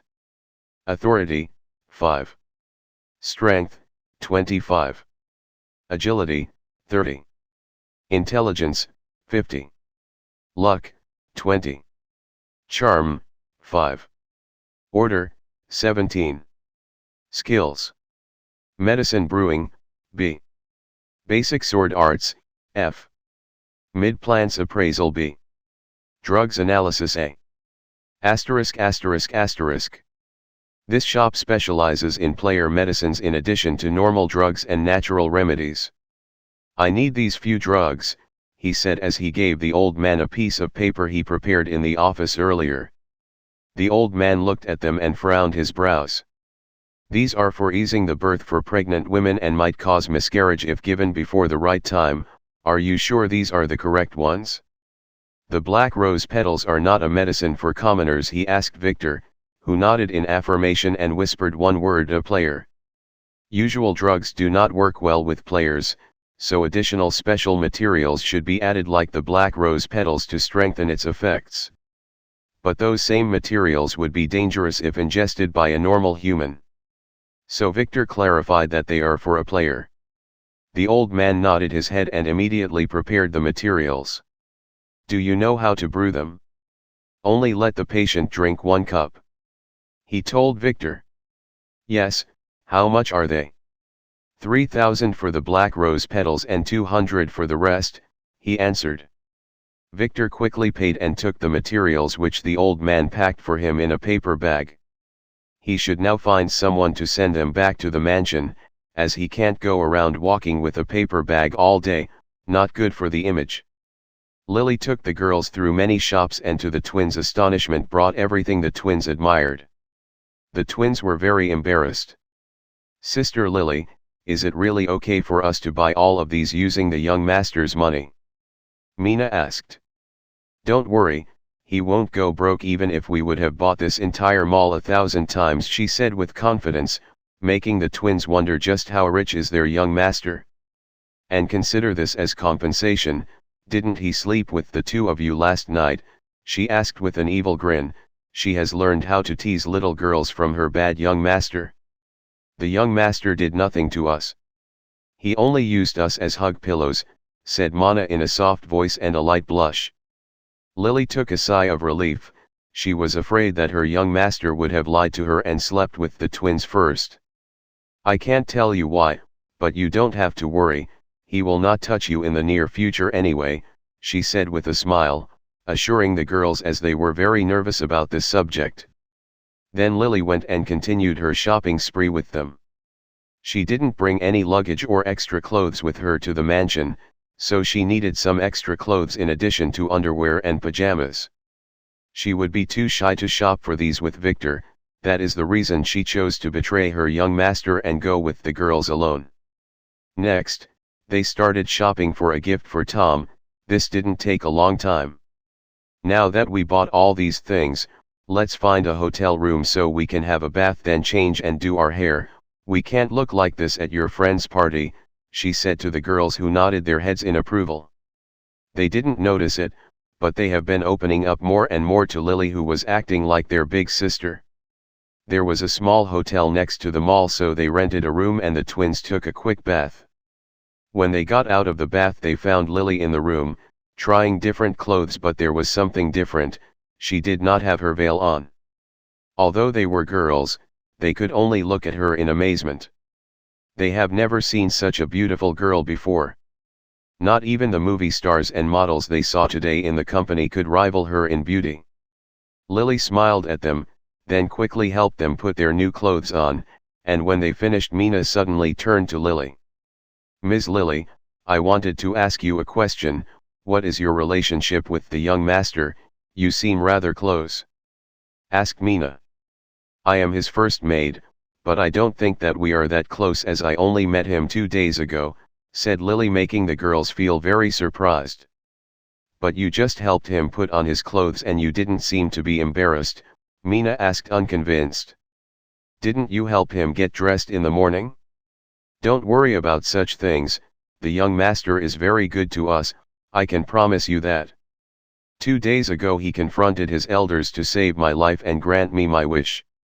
So I decided that he is the only man I would serve in this life," said Lily, then packed her things and left the room, making the girls quickly follow her out while wondering, "He did save our lives too today, should we do the same as her?" Lily asked the hotel to send their newly acquired luggage to the mansion, then left the hotel with the girls. It's time to reunite with the young master. It was already sunset when the girls returned. The twins were dressed in a fashionable red dress and seemed to have had their hair done, while Lily was dressed in a blue sundress. Victor glared at Lily, who lowered her head in shame as she seemed to have realized that she might have made her young master wait for too long. He gave them a long inspecting look. "You look beautiful," he said to the blushing twins, then walked to Lily, who was looking at the twins with little jealousy, and whispered in her ear, "You look the most beautiful of them all. So don't be jealous," he said. She lowered her head in shame, but he could see that her ears had turned red. Then he took Lily's hand and told the girls to follow him. They have a birthday party to attend. Chapter 36, Birthday Party. The Flying Dragon restaurant was a famous mid-range establishment located in the center of Vane City. It has a dining hall and also offers many private rooms for parties and business meetings. Victor and the girls did not take a long time to reach the restaurant. They went right in and asked a waiter, who could not keep his eyes to himself, about Tom's party. Tom has reserved the best room in the restaurant, and the waiter volunteered to guide them, so Victor's group had to take the elevator to the 4th story. In the elevator, Victor inspected the twins, who bowed their heads in shame. They were very nervous, and afraid Victor would make trouble with them and their friend. "Don't worry, I will behave," he said as he understood their concerns. When the elevator stopped, Victor gestured the girls to go ahead, then hugged Lily and swaggered out like a young master. The twins could only shake their heads and continue to follow the waiter, failing to hear Victor's faint whispers in Lily's ear. "During the party, find a suitable time to make your veil momentarily fall to the ground in front of Tom, and it would be better if you could interrupt him while he is talking to the twins," he whispered with an evil smile. "Young master, you are so bad," she thought. She knew how much her beauty can stun a man. Even a woman would have her jaws dropped when looking at her for the first time. And this Tom is just a boy in adolescence, can he take such a hit? Her beauty has seemingly been increasing every day now, and she knew that it was the effect of the charm attribute. They reached the room quickly, where the waiter opened the door respectfully for them. "Mina, Mana, we were waiting for you," a gentle sound greeted them when they entered the room. The room had a birthday party atmosphere with dim lights. It had some decorations and balloons. There were only 5 attendants besides the birthday boy. 2 boys and 3 girls. The one who spoke was a teenage boy with flowing black hair and a normal face, but he had an aura that forced people to like him and made them follow him. "And his name is Tom." The twins quickly entered the room, followed by Victor and then Lily. "Hello everyone, sorry about being late," Mina said. "Ah, it's okay, we were just getting started," said a young man wearing fancy clothes while giving the twins an fervorous look. Then he looked behind them at Victor, asked, "And who is he?" "This party is for our friends only," he said with hostility. He didn't like the fact that the twins brought a boy along. "Peter, don't be rude," said Tom. "May I know who your friends are?" he asked Mina with a warm smile. "Ah," Mina blushed a little, then got herself together and answered, "Those are." Victor didn't let her continue but stepped forward and stretched his hand to Tom. "Hello, I am Victor White, and this is my assistant. Sorry about the intrusion on your humble birthday party, but yesterday when I heard Ms. Mina talking on the phone, I couldn't help myself but ask her to bring me along, as this one wanted to experience the life of commoners," he said with a proud face. The boys with Peter looked at Victor with murderous eyes. How dare he approach their goddess? What is his relationship with her? Tom's face cramped a little, but he quickly got hold of himself and shook Victor's hand. "Hello, I am Tom Watson, the birthday boy. Please come sit down," he said with a forced smile. Victor helped himself to a random seat, and Lily quickly sat by his side, while the twins sat on the other side with another two girls. Before anyone could inquire about Victor, Mina quickly took out a gift box and gave them to Tom with a smile. "Happy birthday, Tom." Tom smiled and accepted the box. He understood that this one was from both Mina and Mana. But he didn't open it in consideration, as he knew that the girls didn't have much money and didn't want to embarrass them. "Tom, let us see what the girls got you," said a hot girl who seemed stuck to Tom and was giving the girls threatening looks the moment they got into the room. "Margaret, that's fine, I will open it later," Tom said. Mina quickly helped him. "It's okay, I know that Tom would like this." So Tom nodded and opened the box to find a brand new asterisk phone in it. Tom was a little shocked, and both Margaret and Peter, who were stretching his neck from behind Tom's back, were shocked too. This thing was not just expensive, it was out of stock, as it was only launched a few days ago. "Is this an original?" asked Margaret with envy. "Yes," Mina and Mana nodded their heads. "Where did you get it from? Did you steal it?" asked Margaret with an evil smile. "No, Mina didn't know what to say, but Victor quickly came to the rescue. "It's clean. Today at the afternoon, the girls pooled their money together and wanted to get one for you, but it was not enough and they couldn't find a store willing to sell, so I offered to help them a little as a compensation for a little favor, and they accepted." Victor lied with a smile. "A favor?" Tom whispered to himself while looking coldly at the girls, then at Victor. He was getting a little angry. He doesn't like other men around the girls he likes. He wanted to ask what is that favor, but he felt it was a little inappropriate. So he changed his question. "May I inquire about your relationship with them?" he asked. Mina and Mana flinched a little. Why do they feel a threatening look from Tom, who is usually very nice to them? "Ah, you see, we live now under the same roof. Their aunt is the caretaker of the mansion father gifted me when he sent me to attend school here at Vane City," he said, making the twins relieved, the boys gasp, and Tom very tense. He didn't like this news at all. But he could do nothing about it. "Ah, you own that mansion?" Margaret and the rest of the girls were interested immediately, as they have already seen where the girls live. While the boys wanted to strangle this lucky guy. "What does your father do for a living?" Margaret quickly inquired with curious eyes. "My father is the owner of a conglomerate of media production companies. He just gifted me a small local one to try my hands." "What was its name?" "Ah, yes, Horizons Media. I am now its CEO," he said with an arrogant tone. "What?" Everyone was surprised. The boys were a little envious. While Tom began to stare at Victor with inspecting eyes. "Isn't it the company that is now filming Dragon Hero 4 in Vane City's mountains?" Margaret asked, making Victor want to stand up and give her a kiss. She just steered the conversation to the direction he desires. He will reward her later, he decided. "Yes, exactly, and since I didn't get a gift today, how about I offer you all a trip to the movie set tomorrow morning?" he asked. "We would really love to go, but," Tom began to find an excuse as he didn't like Victor, but he was quickly interrupted by him.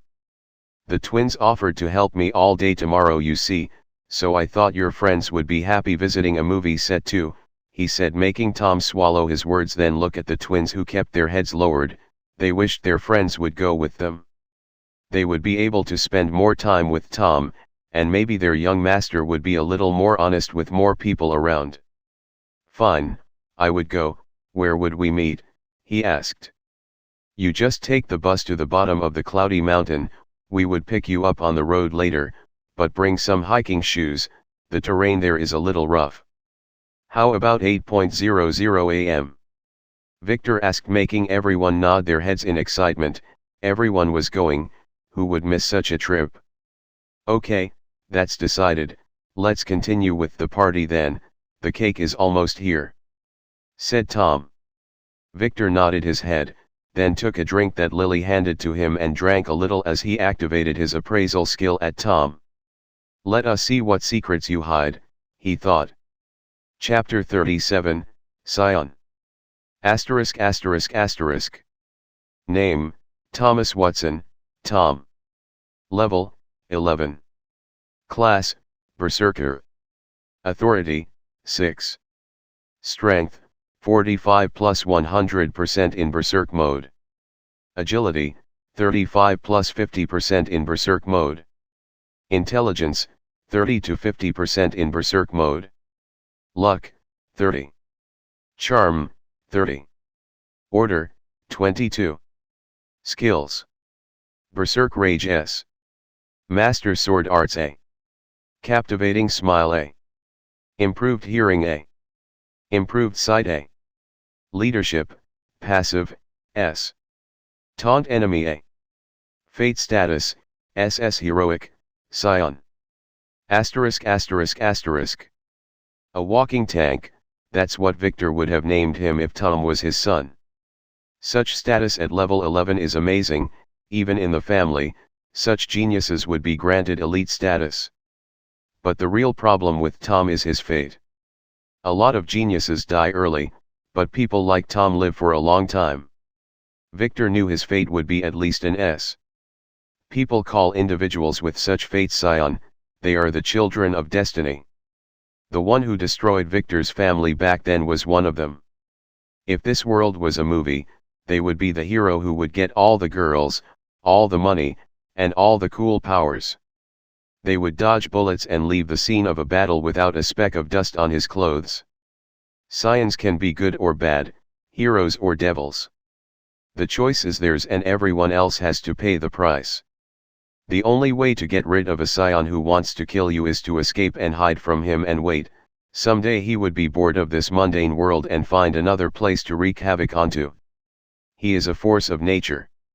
Very few succeeded in defeating, and fewer remained alive after defeating them, as fate and luck are always with them.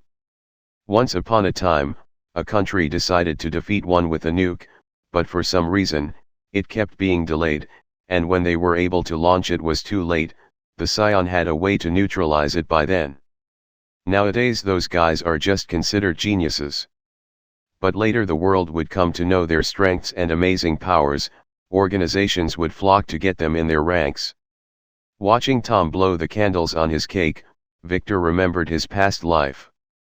He met Tom for the first time at the elite school, where both of them attended the special class made for players. Tom was amazing and kept getting stronger day after day. Every year he would return from his summer vacation after conquering some dungeons or defeating some powerful enemy. And the girls around him kept increasing too. There was even a certain female teacher who fell in love with him, and Victor heard that she left school to be Tom's full-time maid. After school Victor no longer heard of him, until the reckoning, where he saw him in the news. Tom, who was supposed to be an old man by then, was still looking valiant and young as he did back in school. He seemed to join a player organization, which became later one of the major powers in the world and rivaled the hidden families and sects. After that Victor would get glimpses of Tom's greatness every now and then. The last time he saw him was before he used the Book of Time. Tom at that time was going to get married to a princess in the royal family. Now looking at his SS Heroic Fate ranking, all these feats can be expected. Now Victor has to get rid of such an individual, as that is the only way he would be able to completely get the twins, but for him, it was not a problem of possibility, but opportunity. His Fate Weaver class would not let him be swept away. On the contrary, he is now their nemesis. And they are now his prey. Victor's plan is already on track. And Tom's path for greatness would become his, that is if he played his cards correctly. Chapter 38, Pervert. After a few minutes of interactions and introductions, Victor got the names of everyone here. The girls were Margaret, Anna, and Sarah, while the boys were Peter and George. Peter was the only one between them with a distinguished family, as his father works as an assistant to the governor. They were Tom's only friends in middle school, as he wasn't very popular. Many of them tried to inquire about Lily indirectly, but Victor shot them all down by saying that she was just his assistant. He intended to keep an air of mystery around her. After the cake was delivered, Tom blew the candles and everyone sat down to eat after wishing him a happy birthday. Victor spotted a chance later when Tom stood up and left the room, probably to the bathroom. Victor looked at Tom leaving, then at the twins, and signaled them that it was their time to move and question him. So they nodded and quickly followed nervously.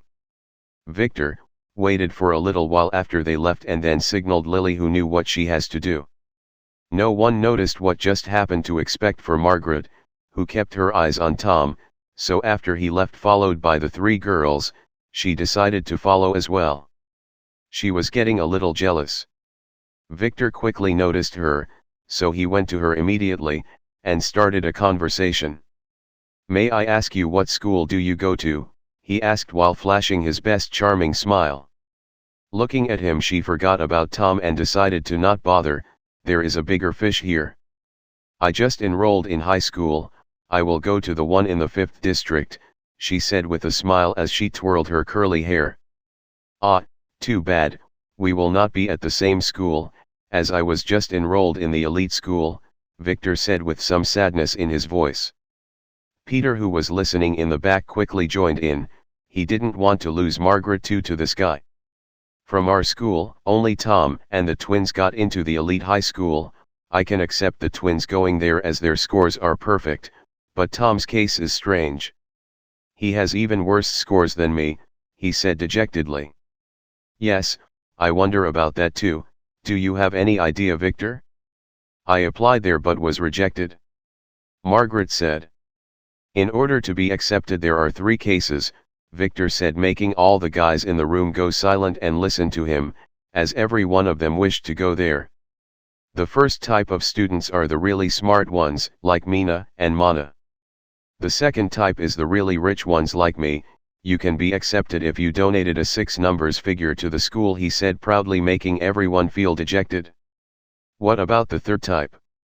asked Margaret, who knew about those already. "I don't really know all the details, but they seem to choose students with superb athletic abilities, the ones way beyond the norm, maybe some kind of a governmental program, but I heard rumors," Victor said. Peter suddenly interjected, "I heard about those too. They say they have students with supernatural abilities there." "Like I would believe that.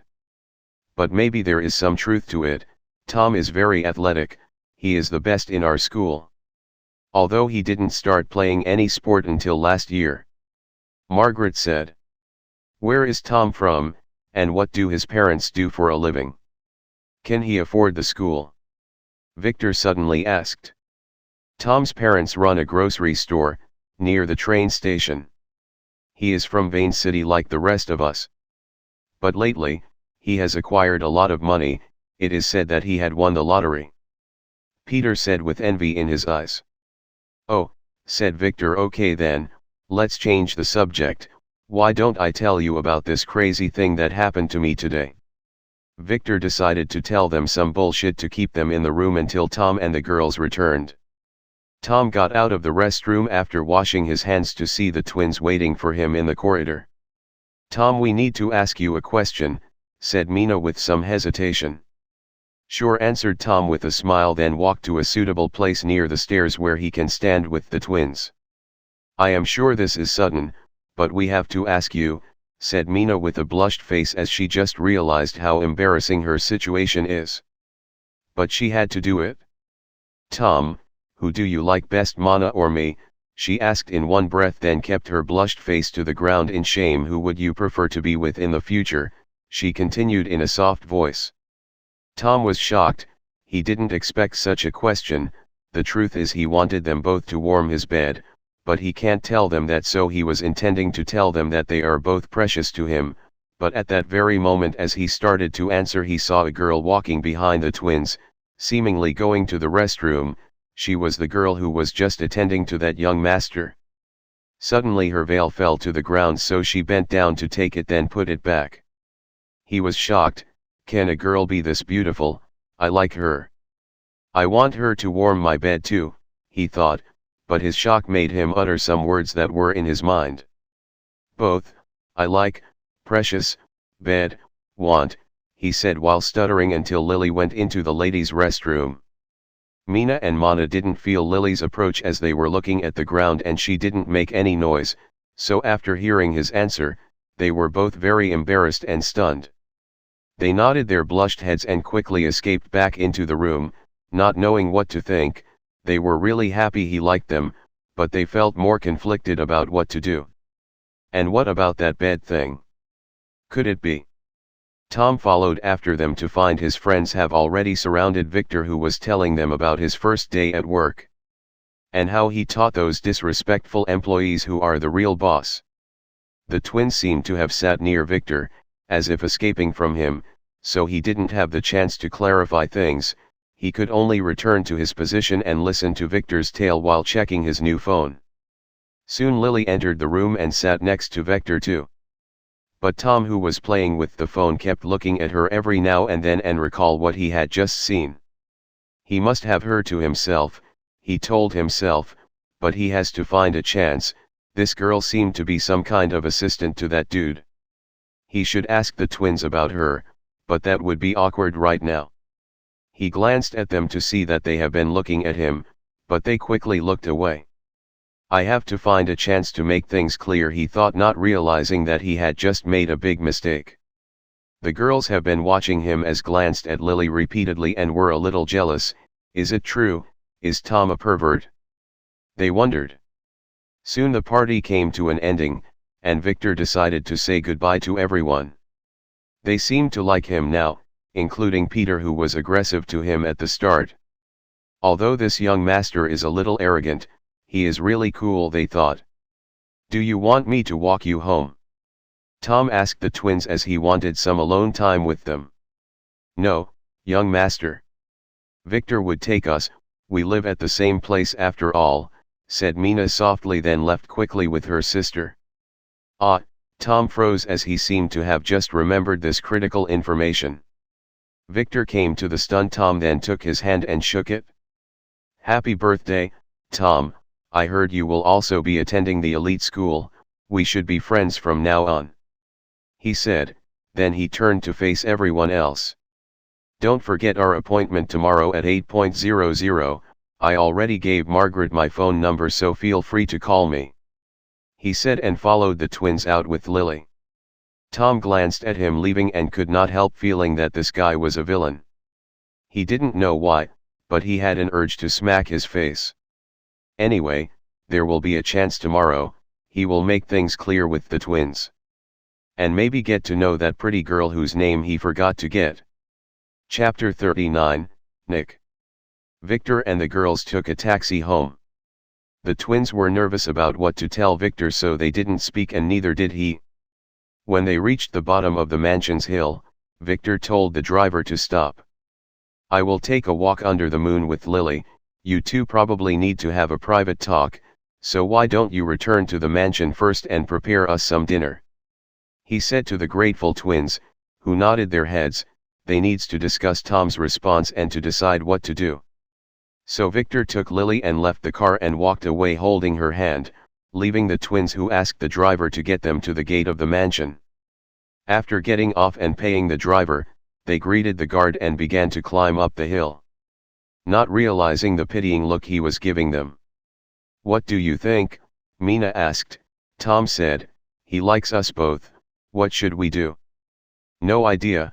I was really happy when he confirmed he liked us, but what about that bed thing? What does he want a bed for? Pondered Mana. I don't know. Tom was acting strange today. But he seemed a little distracted and kept looking at Miss Lily. She said with a frown. Do you think he fell in love with her? Asked Mana nervously. Even if he did, she said that she would only follow the young master. But Tom's reactions makes me hesitant. Me too, I don't know what to think. If what the young master said is true, then Tom would be a pervert who peddles many boats at the same time. I don't want to believe that. He was always very nice to us. What should we do? How about we ask Aunt Hilda? Definitely not.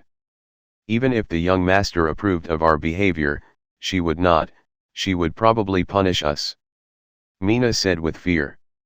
She doesn't want to experience Hilda's punishment again. How about we ask the young master then?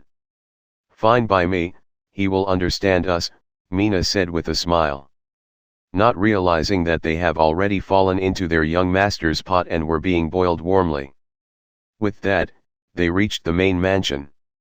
After entering, they were surprised to find a young man with brown hair and a matching brown suit, sitting on a leather sofa in the entrance.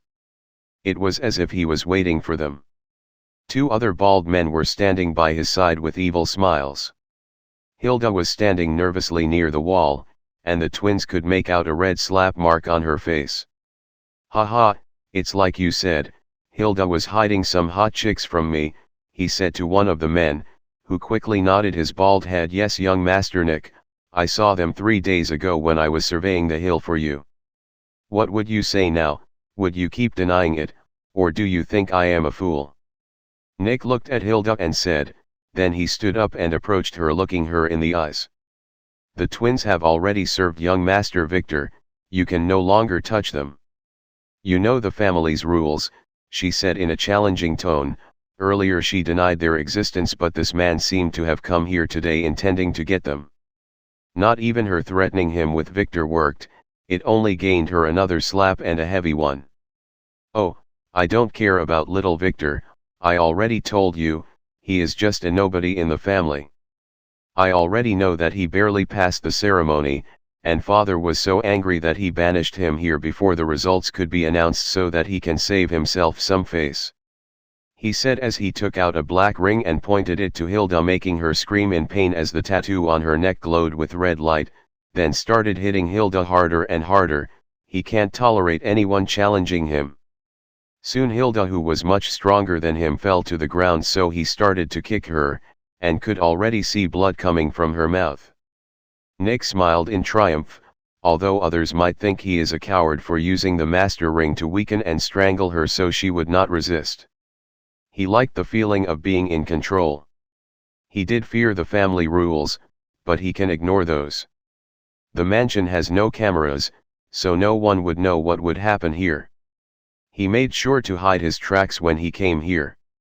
This was supposed to be a normal inspection, and his target was the twins whom his men has recently discovered. His assistant told him about them yesterday, but this morning he got a phone call from that person, informing him of a new plan. His younger brother Victor was in town after nearly failing his ceremony. Get rid of him. That was their order. He was not afraid of Victor. What if he was an heir? He does not care. He only saw him once when he was a kid, a weak kid.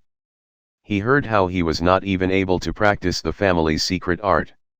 What a loser. Nick, despite his barely existent bloodline, was able to master some of the arts. And he has a backing now. When they take over the family, even the current patriarch would be a dog under his feet. Maybe he would be able to lay his hands on some of his father's concubines then. He kept fantasizing about his plans while kicking Hilda. Stop, Mina said. Let Hilda go, you can't do that to her, the young master will punish you, she added while covering for her sister, who used her phone to send a message for help. Nick looked at her and laughed, then kicked Hilda one last time. And where is little Victor now? He asked. He will be here any moment now, so you better let Hilda go, said Mina. He walked over to the twins and flashed the ring in his hand and activated the punishment functions, intending to make them suffer a little. "You dare order me? Now feel this young master's wrath," he said arrogantly. But to his surprise, nothing happened, and that made him look like an idiot. One of his men couldn't contain his laugh and made Nick give him a poisonous stare which made him stop abruptly. "It seems little Victor branded you, interesting.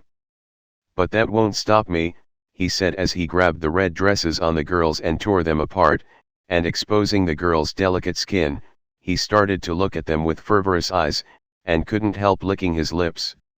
"Not bad," he said as he kicked the phone that fell out of Mana's hand. He had already seen her calling for help, but didn't care, as he wanted his little brother to be here sooner. The twins wanted to run away, but they hesitated a little, not wanting to leave Hilda, as they could see she needed medical help. Maybe one of them could escape and bring help, they thought. "Don't think about escaping," Nick, who already knew what they were thinking, said as one of his men reached for the door, closing it, then standing next to it with a smirk. The girls covered their bodies with their hands and glared at Nick, not backing down or asking for help. They have learned from a young age that such men won't back down, and their only way is to fight him to the end.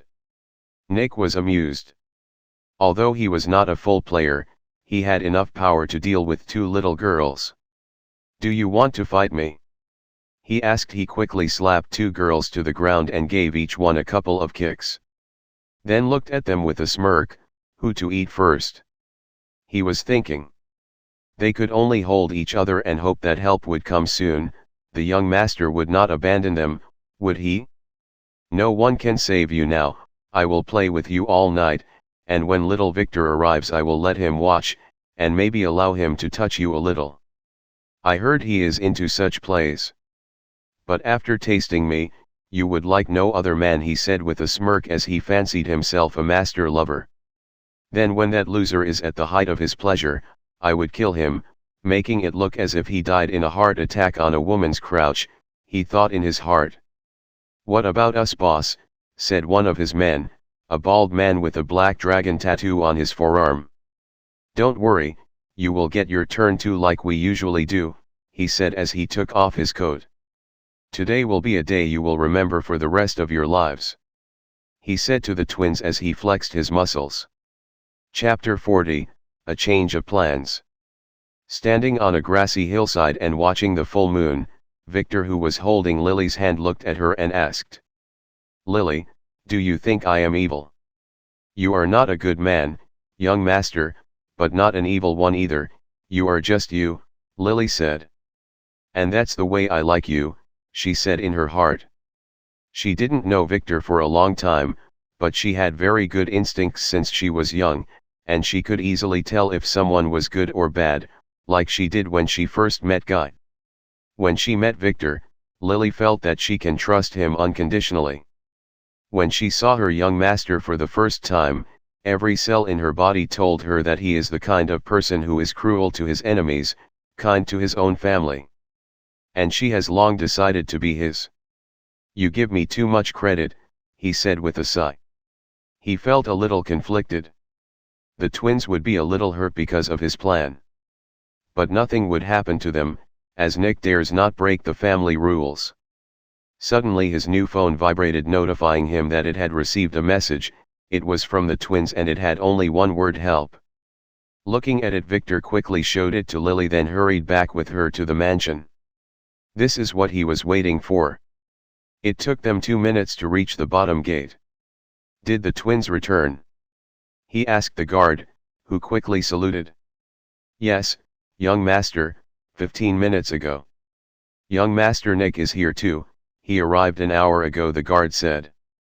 "Is he alone or does he have others with him?" Victor asked. "He had 2 other men," the guard said. Victor nodded his head and went uphill with Lily. Victor has already figured out what happened this very same night in his past life.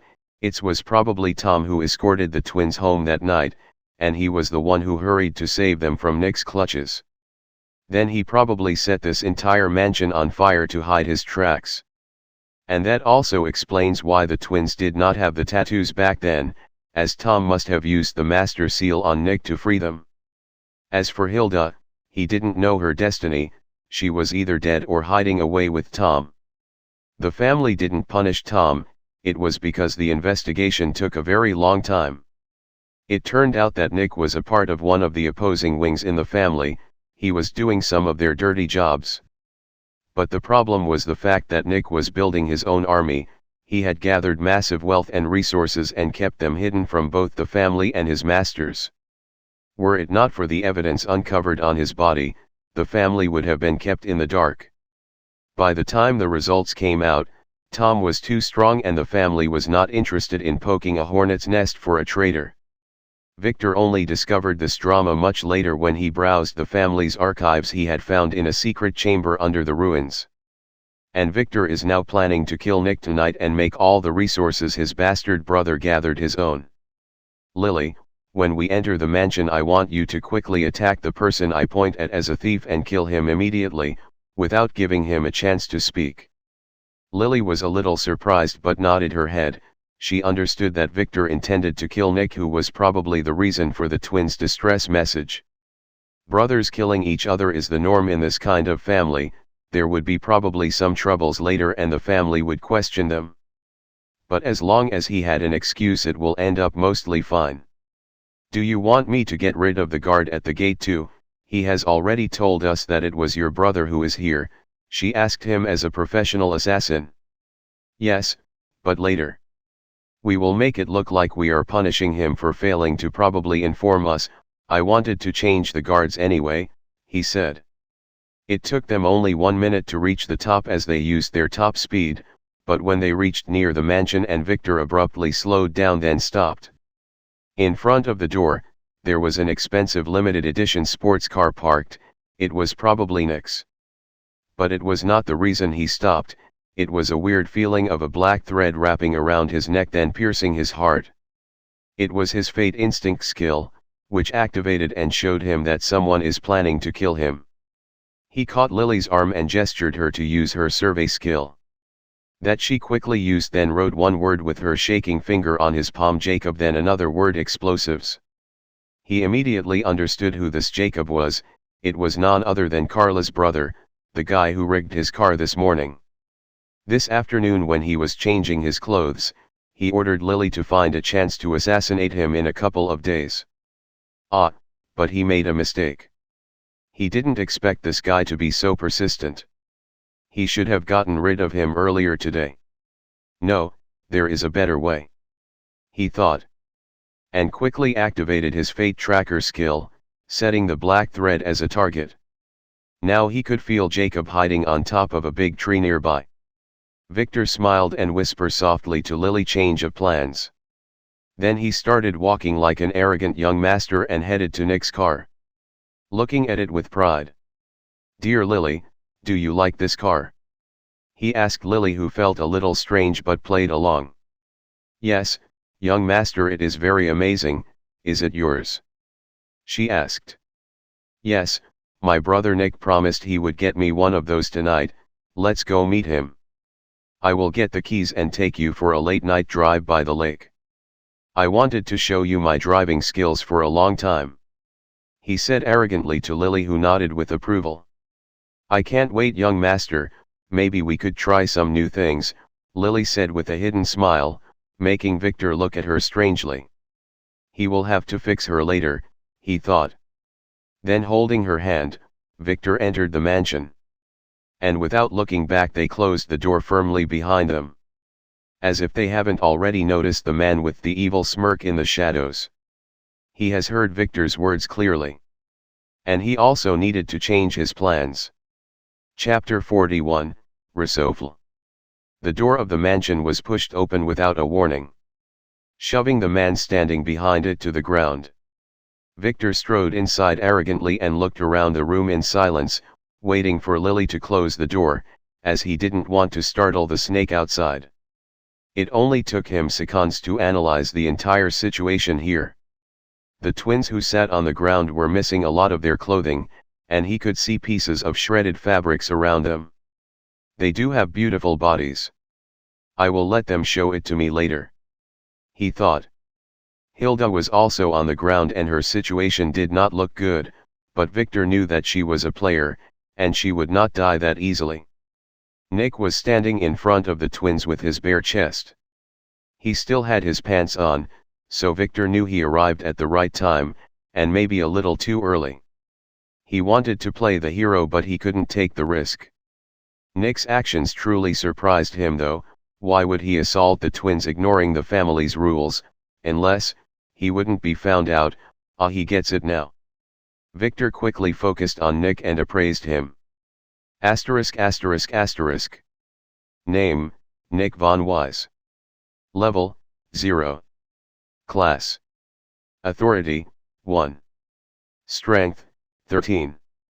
Agility, 13. Intelligence, 15. Luck, 9.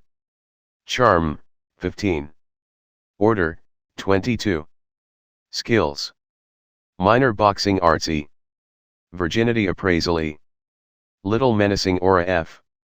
Fate status, F, falling.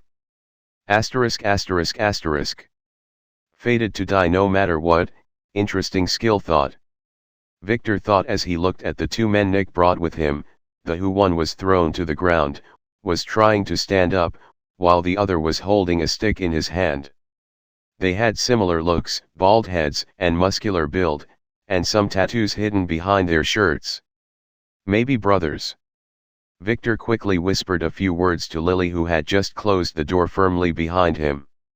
Don't kill them, and make sure to leave one of them able to drive, he said, as he strode into the hall with a smile, clapping his hands. Very nice show. You are my brother Nick I presume, he asked as he walked to Nick. Yes, and you should be little Victor, said Nick who turned to face Victor, who out of nowhere suddenly appeared in front of Nick then hit him hard on the stomach, making Nick fly in the air then collapse on the floor after hitting a marble column on the entrance hall. The bald man with the stick was surprised by the surprise attack but he quickly got himself together and rushed to save his master, but was stopped by a cold feeling on the top of his bald head as a gentle hand grabbed his skull and pushed it against the cold marble floor. He didn't know what happened. He could see his brother was on the ground near him grimacing in pain. What happened to him? When? What is hurting him? He questioned, and soon got the answer when Lily's slender foot crushed something between his legs. She has been learning how to subdue bad men from her young master.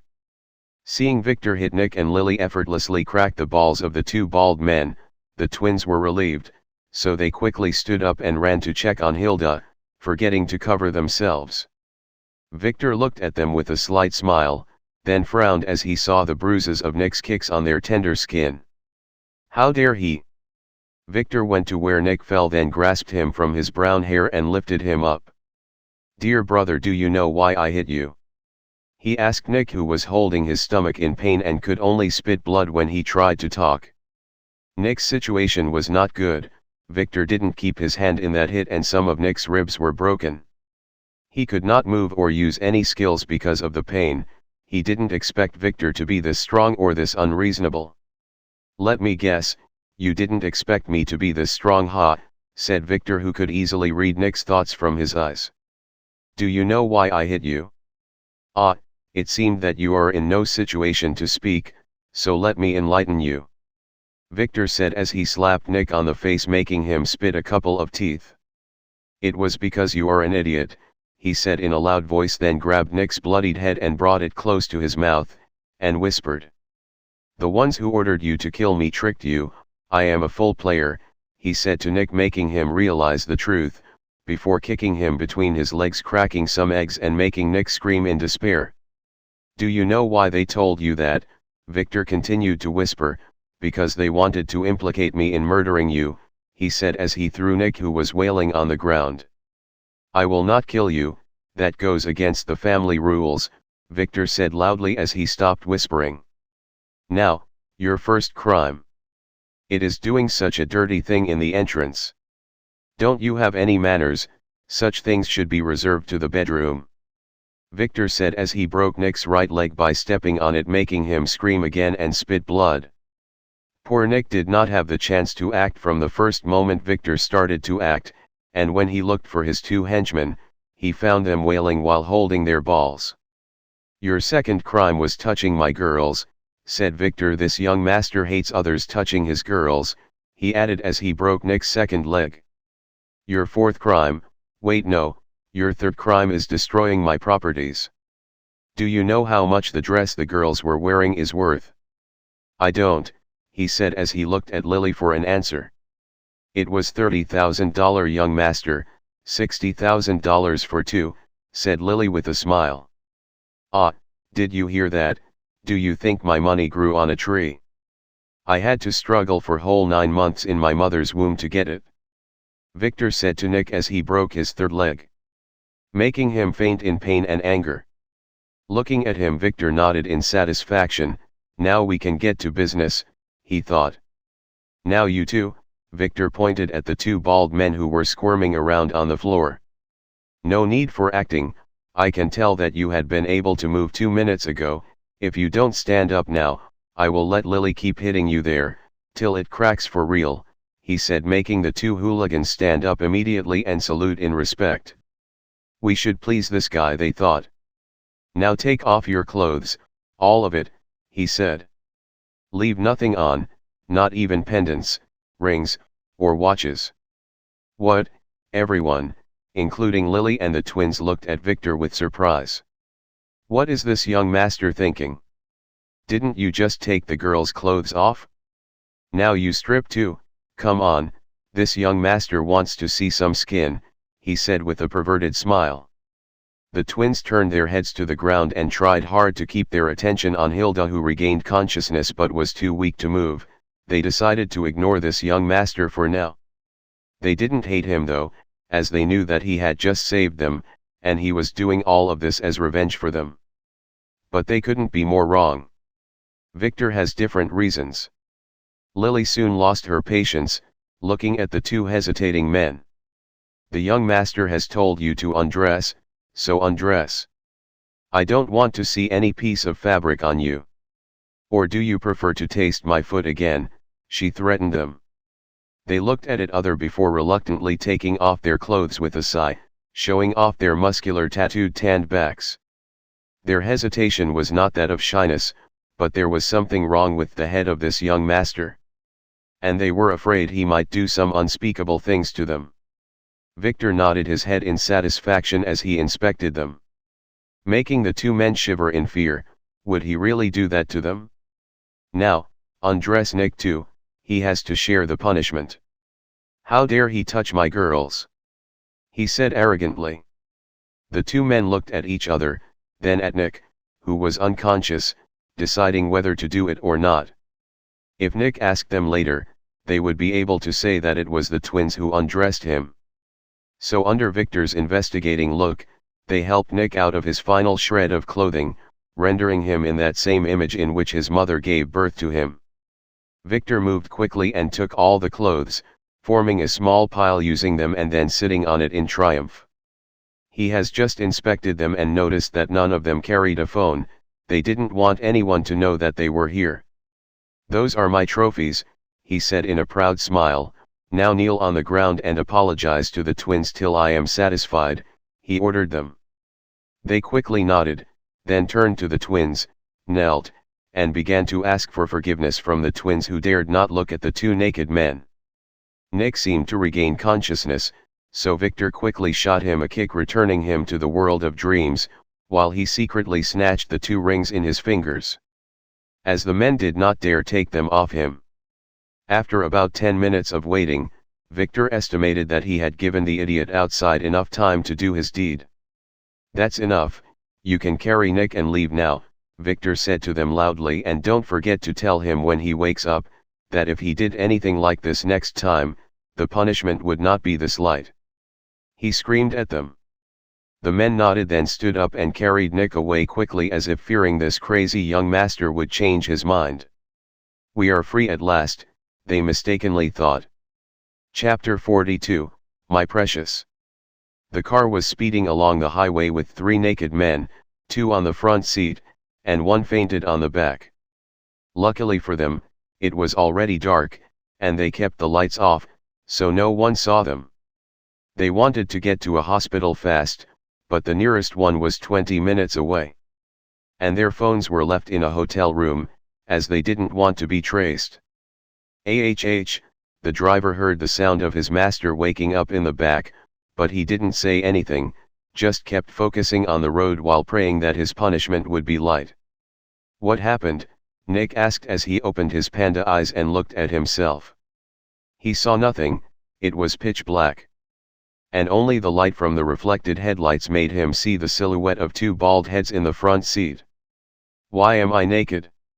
He thought first, then tried to sit down, but the pain from his legs made him fall and hit his head on the seat again. Looking at the car's roof, he slowly remembered being hit by his brother.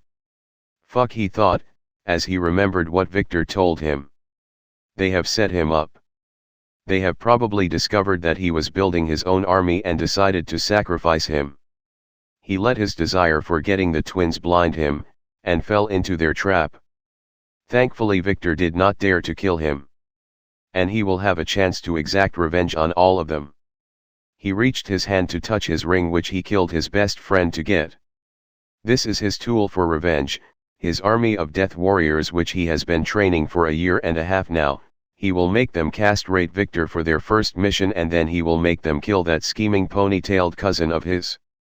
After that, he will appear at his brother's funeral to take the two twins as their new master. He thought with a perverted smile as he touched the ring. Where is that ring? His finger was empty. What? Did he put it in his pocket? Where is my pocket? Where are my pants? Where are my clothes? Why am I naked, my things? My precious? Nick just remembered that he was still naked. Turn on the F***ing lights, he yelled at his hunchmen in the front to turn on the car's interior lights. The men hesitated for a second, then nervously pressed the light switch on the front panel. What Nick saw was not his naked body, nor was it his broken legs, but a white light inviting him to the afterlife. Kaboom! The car exploded into a flaming ball of steel, illuminating the deserted mountain road. Chapter 43, Somethings to Do. Hearing the sound of the car leaving the mansion, Victor breathed a sigh of relief. He quickly stood up and went to Hilda and checked her situation. While the twins took their phones to call an ambulance, but Victor stopped them as he didn't want Nick to meet them on the way. Don't call anyone.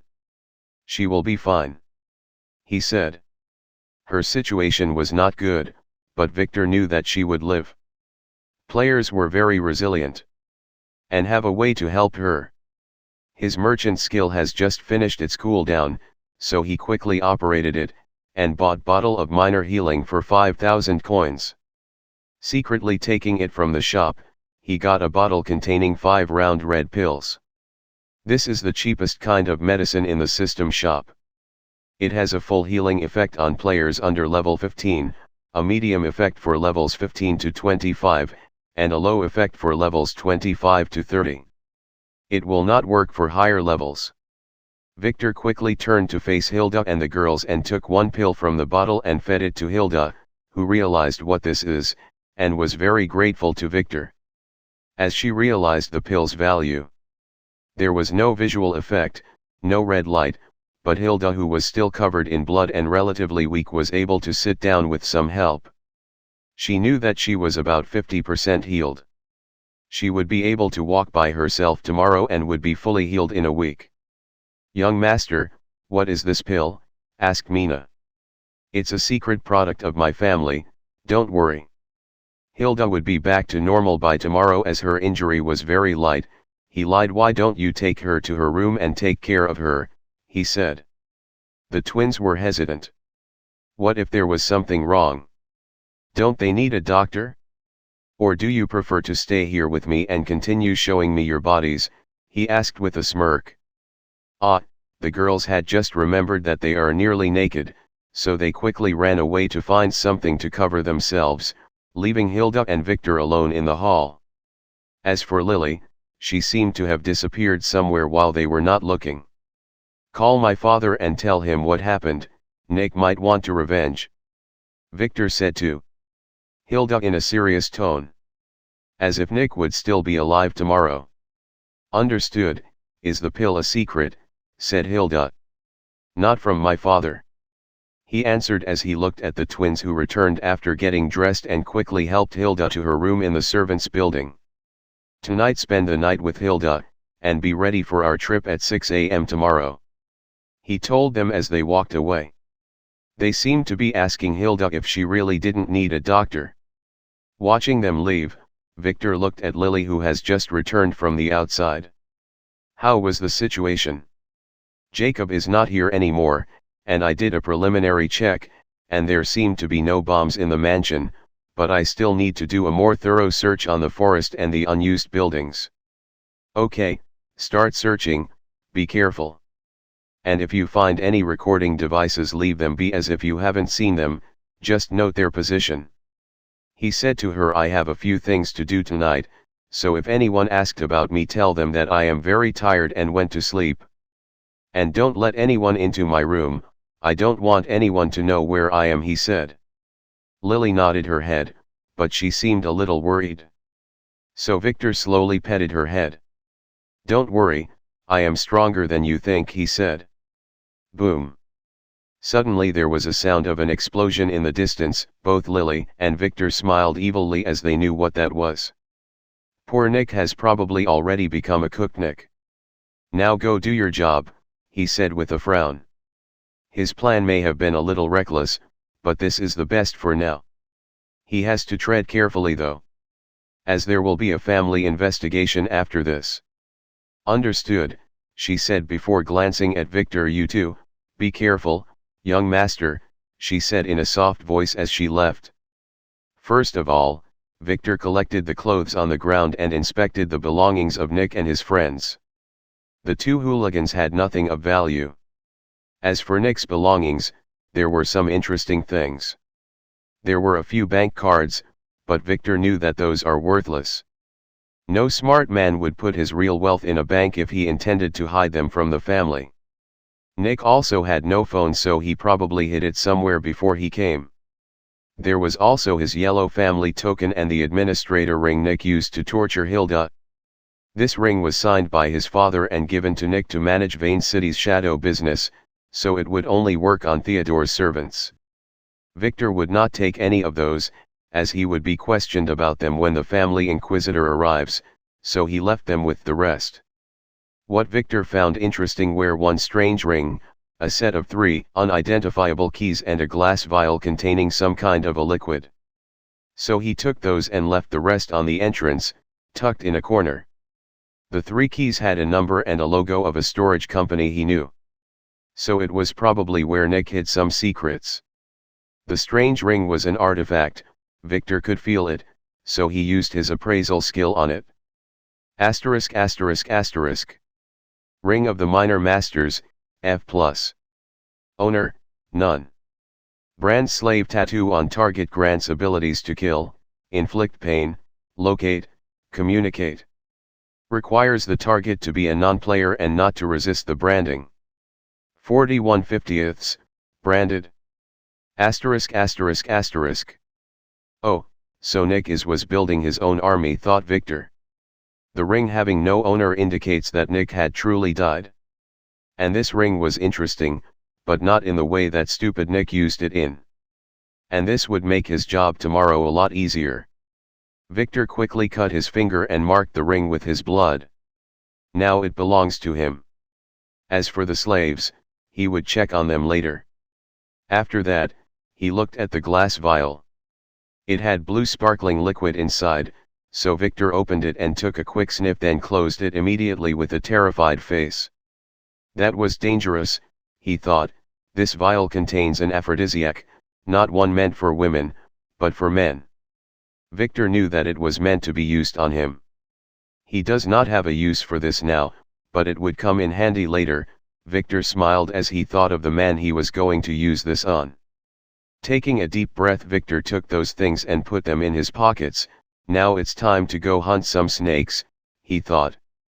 Victor left the mansion in secret after changing his clothes to a black sneaking suit and used the disguise skill to hide his presence. When he reached the bottom gate, he saw that idiot guard sitting on his comfy chair reading some adult's magazine with a perverted smile on his face. Victor really wanted to smack him dead, but he knew that this was not the right time to do it. He needed him as a witness of Nick leaving the mansion. And killing him now would raise unwanted questions. Nick probably planned to kill him too, after killing everyone else in the mansion to hide his track. On second thought, he should leave such a lucky guard alive, as he has already managed to escape death twice today while doing nothing. Earlier, Victor thought that the guard was conspiring with Nick. But now he discovered that this guy was just a lucky idiot. Every young master should have an idiot guard. So he will keep him and use him later. He needs to punish him though, for letting the twins return to the mansion without a warning about Nick. But that would have to wait too. Now, where did that snake go? Chapter 44, Hunting Snakes and Brewing Poisons. Victor moved fast through the forests, following the black fate thread he was tracking with his skill. He activated it earlier when he spotted Jacob at the mansion. He stayed away from the highways to avoid any security cameras, and kept on going for half an hour until he reached a faraway community. He quickly felt the thread's connection getting stronger. Jacob was nearby, he could feel it. He activated his disguise skill, and soon turned into a tall youth, with a pretty face, sword-like eyebrows, and purplish-red long hair, arranged in a ponytail. Then out of the forest. He smiled as he saw his reflection on a nearby storefront window. Now let's continue. If Nick saw him like that, he would think that this was the man who ordered him to kill Victor. He didn't hide anymore, but didn't show himself either, just walked as if he was trying to hide, making sure to be captured only on a few faraway cameras, and avoiding the obvious ones. And soon he reached an abandoned apartment building. He went in silently after checking that there was no one around, then went upstairs to the 5th story where the thread stopped pointing up. When he reached a certain apartment, he sneaked in silently with his disguise skill. He could easily find the strings and cans that were probably put there by Jacob to warn him of intruders. But with Victor's experience, he was able to walk silently until he saw Jacob sitting in a room inside cleaning a gun with a little smile. Victor sneaked behind him and struck him hard on the neck, killing him in just one move. That's how you deal with poisonous snakes. No need for pointless chatter. As he killed them, he could feel the black fate thread he locked with his skill snap, and his skill was free again. But there was an additional reward. He felt as if that black thread's energy were added to his own fate. He will have to investigate this later, but for now, he has more pressing issues. He quickly searched the body but found nothing of importance, just a passport and a plane ticket to another country. Victor quickly took those and burned them, as they would implicate Aria. She would be in a problem anyway though, as this idiot was her uncle, and if her secret was discovered, it would lead to her death, so he have to give her a better position in the family to protect her. He searched the apartment for some big garbage bags, but found nothing and could only roll Jacob in a tattered rug he found in an adjacent apartment. He took him and went out, heading to the forest, where he threw him inside a hole he found earlier. Then covered him with a thin layer of dirt. He made sure that the corpse would be found easily. Then he hid again and changed his look into a middle-aged man, then returned to the downtown and headed into a storage building. He was going to check on Nick's keys. In the first 2 storage compartments, there was a lot of cash, stacked in black bags. Victor didn't touch them, as he will not need them.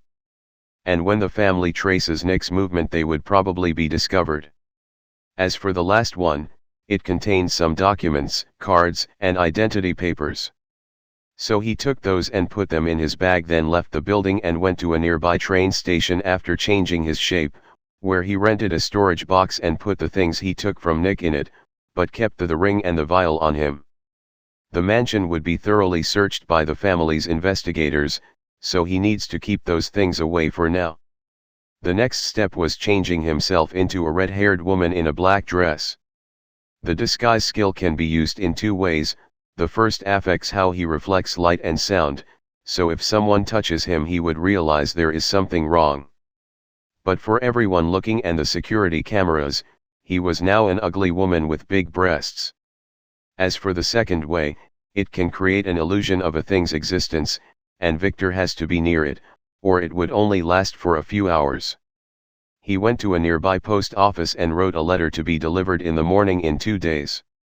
A young master shouldn't be doing such thankless things. I would need to form my secret organization soon, he thought. Although Lily can hide her presence, she lacks the experience of doing a complex task. And she would be probably suspected by the family, so he had to keep her in the dark. With the fieldwork finished for tonight, he went back to the mansion. The trip took him 2 hours, as he had to be very careful not to be spotted. It was close to 11:00 p.m. when he entered his room through the window he left open earlier. He quickly took off his muddy clothes and went into the bath to clean all the dirt off him. Then he changed into silky pajamas and sat down on his desk, writing a note on a white piece of paper. Then he folded it and put it in an envelope with the words "Read and Destroy" finely written on it. This would be left for Lily just in case. Now, the situation has changed, so I need to prepare, he thought as he hesitated for a moment, then called Aria's phone. She answered immediately. "Good evening, young master, what can I do for you?" she said in a cold voice. "Were you already awake, or did I wake you up?" he asked. "Does it matter?" "Not really. For the trip tomorrow I would need you to come with me." "I can't do that, I don't have time to play." That was not a question, but order as a family heir. "And wear hiking clothes, we might need to go into the forest." "Be here at 7:00, and bring another van, some friends are coming too," he said, and hang up, not waiting for her to answer or hang up on him. She likes to argue, but would never defy an official order. And he was doing this for her own good. The actions he took today would make some events unfold a couple of years earlier. But that was not necessarily a bad thing, he just needs to be ready. Now to do some cooking, he thought. When he reached downstairs he met Lily has just come from the outside. "Young master, the mansion is clean.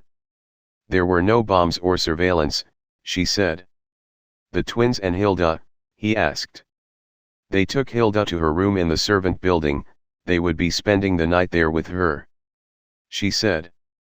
"Good," he said, "now go sleep, that's an order. I need you at your full strength tomorrow, I still need to prepare a few things for tomorrow's trip," he said to her. Lily, who was looking forward to sleeping with her young master, was a little dejected, but she knew that after today's events there would be some problems. And she needed her strength tomorrow, so after nodding her head, she went to her room to sleep. Victor looked at her leaving and smiled. He should pamper her more.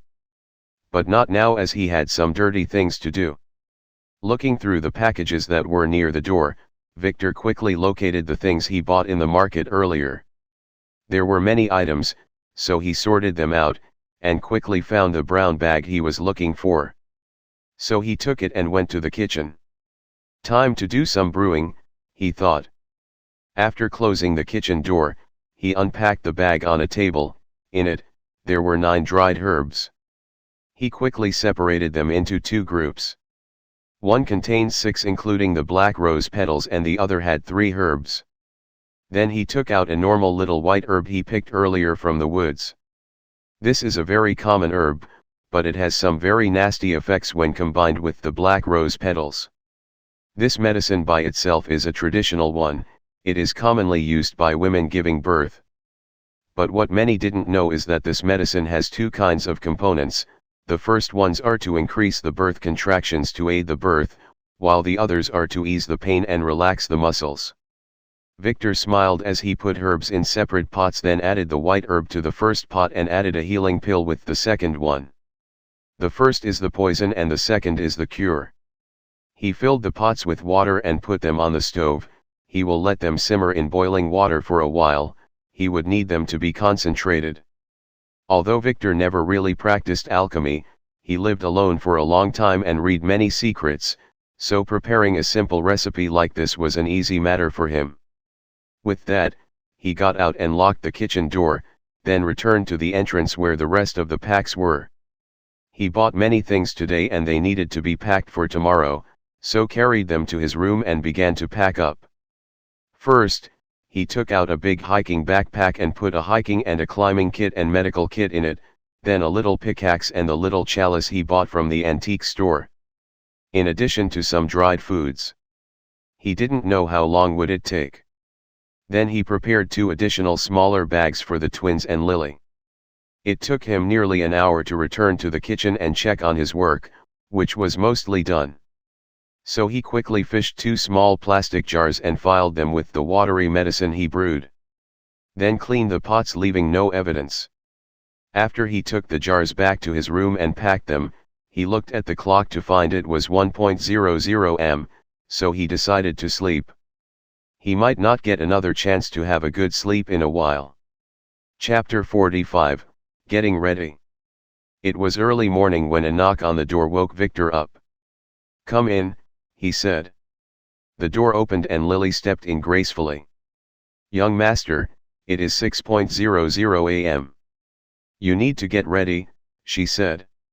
Victor slowly got up and stretched his limbs. "Oh, okay. Help me find something suitable for today's hike, I'll go take a shower," he said as he took a towel and entered the bathroom. His shower took a few minutes, and when he returned to the room, Lily quickly helped get dressed, with a little blush on her face, then they went downstairs. Hilda was in the dining room waiting with the twins.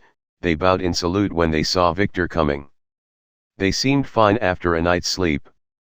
"Good morning, young master," Hilda said with the twins. "How are you feeling today?" Victor asked her as he sat down to begin his breakfast. "I am much better now thanks to the young master's pill yesterday," she said. Then she tapped the girls on the back as a signal. Mina and Mana moved forward and bowed to Victor. "Young master, we wish to thank you for your help and saving us yesterday. We were very occupied with Aunt Hilda that we forgot to thank you properly," Mina said. "Oh, and how do you intend to thank me?" Victor asked as he opened his mouth for Lily to put a peeled egg in it. They didn't expect such a question. How does he want them to thank him? Isn't saying thank you enough? Should they do other things? How would the girls be able to thank the young master? Hilda said, helping the girls. "Ah, how about this?" said Victor as he swallowed another egg. "Today on the trip you will serve me in front of your friends," he said, making the girls look at him with pleading eyes. They did not want to be embarrassed in front of their friends. "Don't worry, we would just say that we bet on something and I won the bet. How about that?" he asked. They looked at each other and nodded. He sounded reasonable, and they are his maids anyway. "Good, now join me for the meal. I don't like the feeling of eating alone," he said the truth for once. "Yes, young master," they said and sat down to eat. 5 minutes later Mina suddenly looked at her young master, who seemed to be texting on his phone, and spoke. "Young master, I want to ask you something," she said while hesitating, then looking at Hilda, who was sending her a signal not to ask. "Ask," said Victor as he pressed the send button and put his phone away. "Yesterday, how could Nick use that weird ring to inflict pain on Hilda, and then he tried something on us, but it didn't seem to work. What is that ring? And does it have anything to do with the tattoos?" she said while keeping her head down. Hilda rebuked them yesterday night when Mina asked her, and warned them not to ask such questions. But the twins really needed to know, so they chose to ask Victor, who, despite his unreasonable young master facade, they felt that he was good to them. "Ah, about that," Victor pondered a little, then answered. "Well, this is a secret, but I can tell you some of it," he said, making the twins very curious. "The tattoo on your backs are created with something called an artifact. Think of it as a magical device," he said while looking at the girls' unbelieving eyes. "I am not kidding. Didn't you notice that after I did something to your tattoo the day before yesterday it changed its shape?" he asked, making the twins look at each other. Tattoos quickly, they didn't notice that as they were busy most of yesterday. "This tattoo allows the master to control the life or death of his slave," he continued, Hilda is my father's servant, and he controls her tattoo, and the ring that was with Nick is called an administrator ring. Think of it as a delegation of power. It grants its holder the ability to punish servants as if he was the original owner. Father probably gave it to Nick when he sent him here to manage the estate. The girls gasped, wanting to ask something, but Victor did not allow them and continued to explain. It didn't work on you because I marked you the night before. You are considered mine, and not my father's, so only I can punish you. He said to the girls, who looked a little terrified. Don't worry, if you didn't do something that would hurt or betray me, I would never use such cowardly means. I have better punishing methods. He said as he looked at Lily, who shrank her little butt. The twins looked at each other with a little fear in their eyes. They didn't think that things were this serious. But they were lucky they fell into the hands of such an understanding young master, not someone like Nick. Young master, why didn't you mark Aunt Hilda too? She would have probably been able to stop Nick if you did, Mana said, as she saw Hilda a long time ago beat that lone shark who was after them with one punch. It's not that I didn't want to, but she is already owned, and my father would need to dispel his mark before I can mark her, he said as he wiped his mouth and stood up. That's all I can tell you, for now. You will know more sooner or later. Now go get ready. Wear some durable clothes since we will have to hike through some woods. Ah, and I have already prepared 2 bags with things you might need. You can find them in my room, the pink ones. He said as he knew the girls wanted to understand more about such magical means.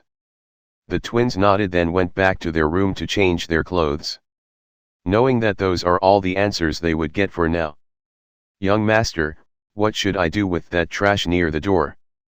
Hilda asked as she pointed to the scattered pile of clothes. Leave it be, and if someone came to collect it, let them take it. Did you call my father? He asked. Yes, yesterday night, and he said that you don't need to worry, he will deal with Nick. She said with a smile. That's good.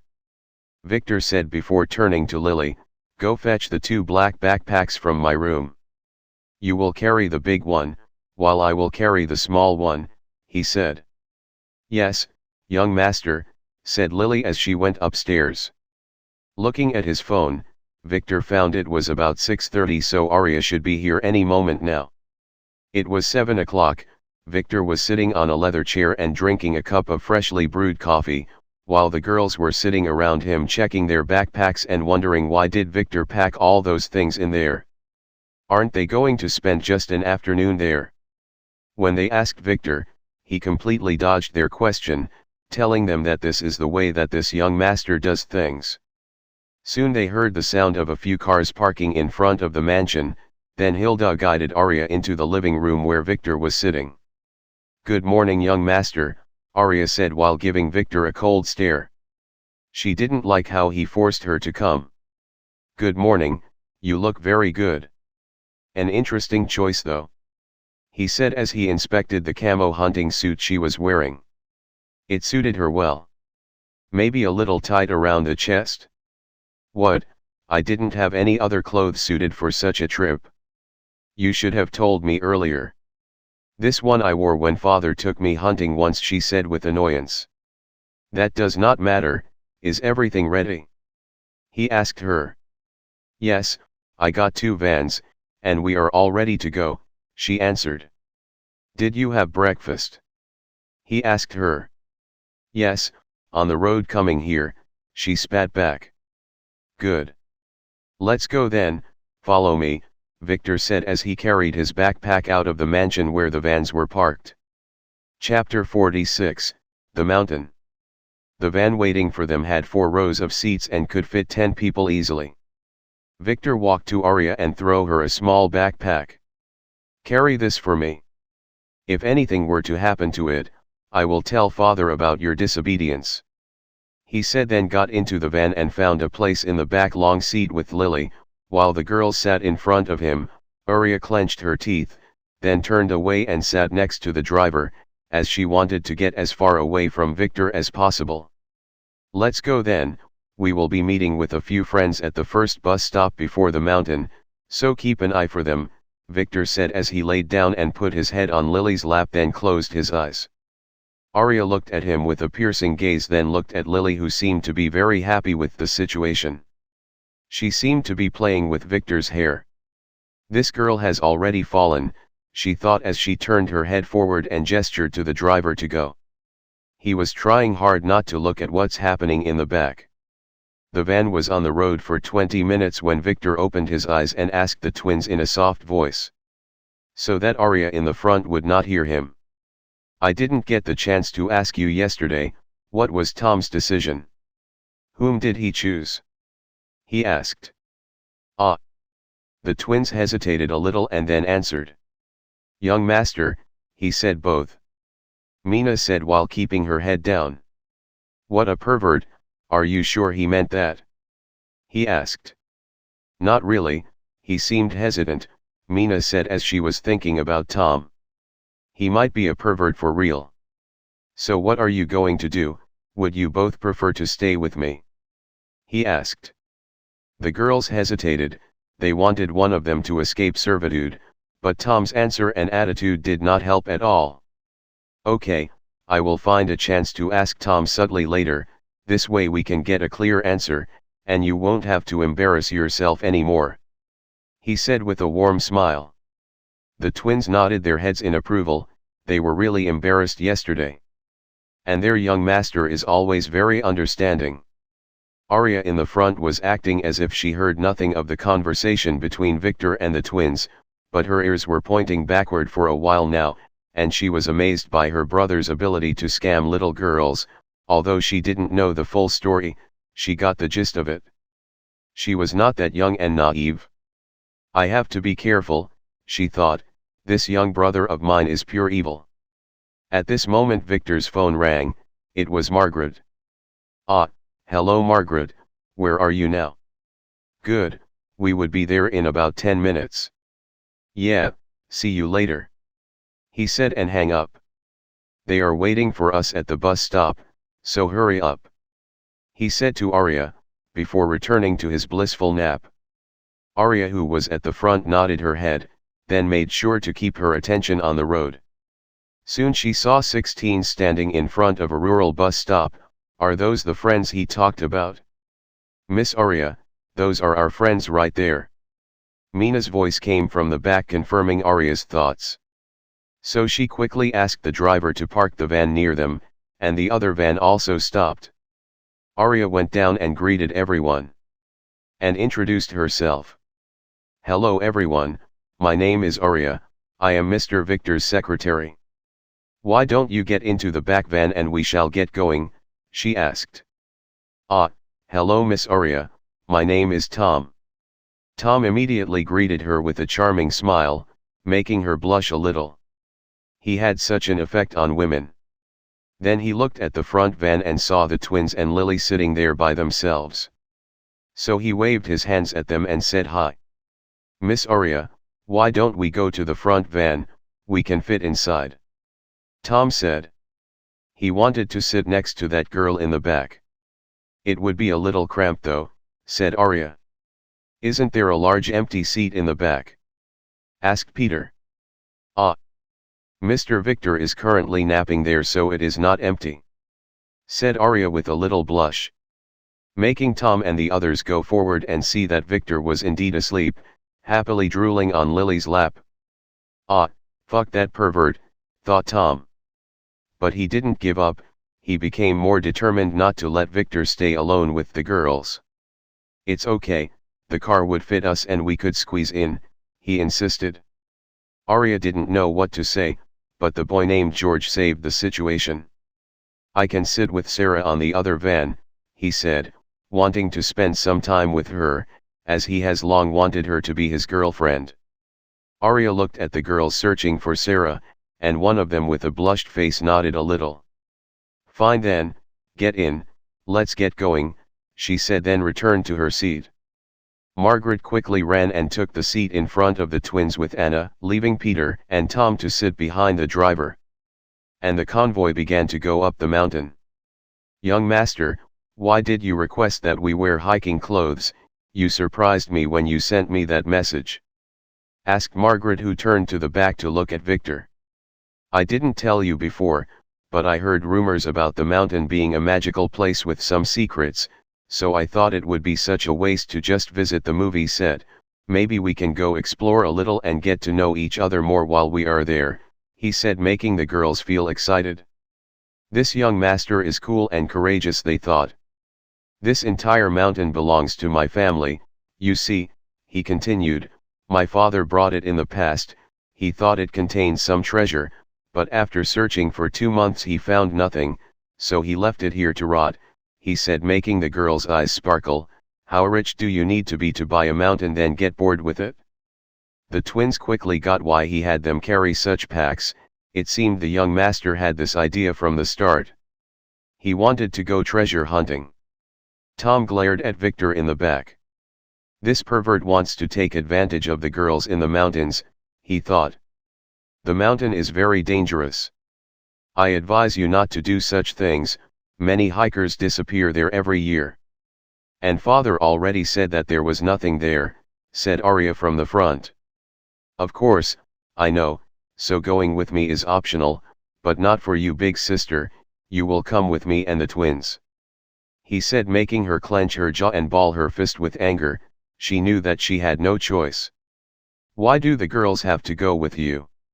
They are free to make their own choice," Tom suddenly said, making Aria likes him more. While the twins flinch a little. I made a bet with the twins yesterday. And I won, so they agreed to serve me the entire day," Victor said with an evil smile. He had agreed on this with the twins earlier. "What bet? Is it true?" asked Tom as he looked at the nervous twins, who nodded their heads. "That's a secret," Victor said mysteriously. "If you are too scared to come with us, you are free to stay," he taunted him. "Who said I am scared? Of course, I would come. I won't let the girls suffer with you," he said as he swore not to leave the girls alone with such a man. As for the bet, he would ask the twins later, when they are alone. They would never hide anything from him. Aria looked at Tom and nodded her head. That's how a young man should be, not like her perverted brother. Chapter 47, Into the Woods. The van went up the mountain where green forest trees dotted both sides of the road. The environment around them got greener and richer the more they went up. This mountain had a special air around it, as if it was from another world.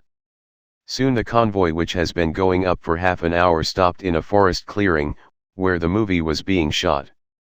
This was also where the road ended, about halfway through the mountain, and no car can go any further as the terrain gets very rough. There, staff and employees were busy going around, making things ready, and checking on various pieces of equipment. The shooting didn't start yet. The vans parked beside the other equipment trucks after a security guard checked their identity.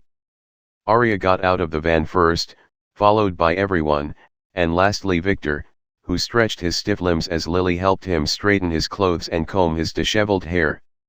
Hello Miss Aria, I am Mark Silverberg, the director of this movie, and this is John Sigma, our star.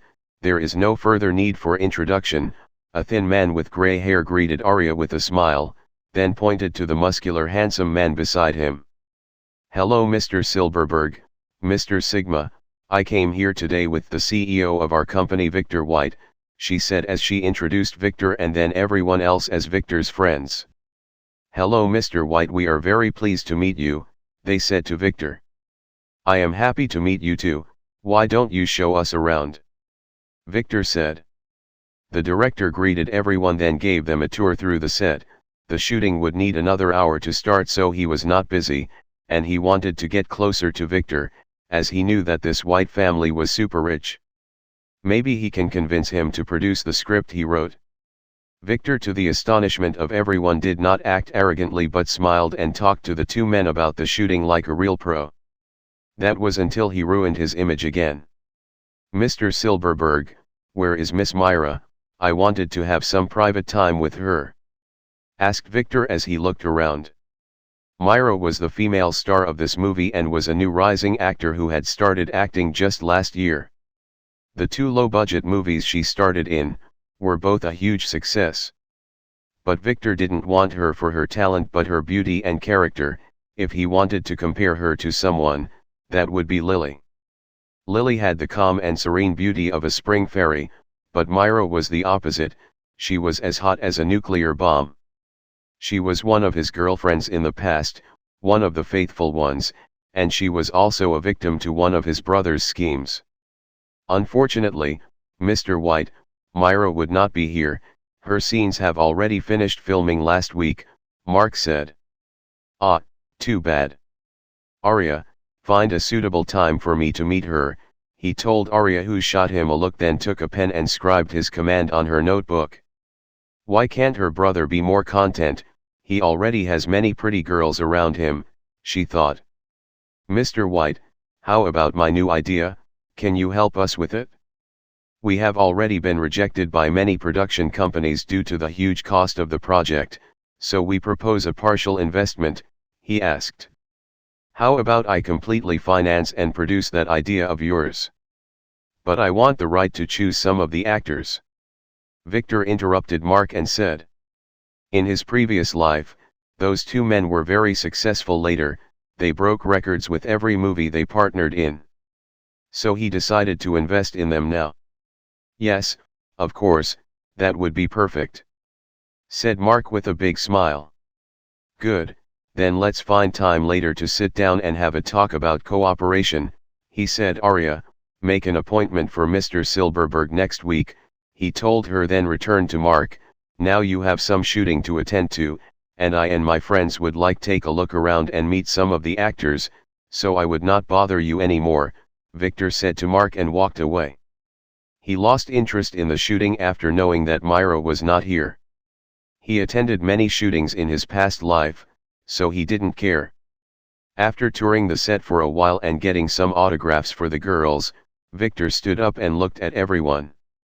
I am going to take a hike and try to explore a little of this mountain. You are free to follow me if you want, Victor said.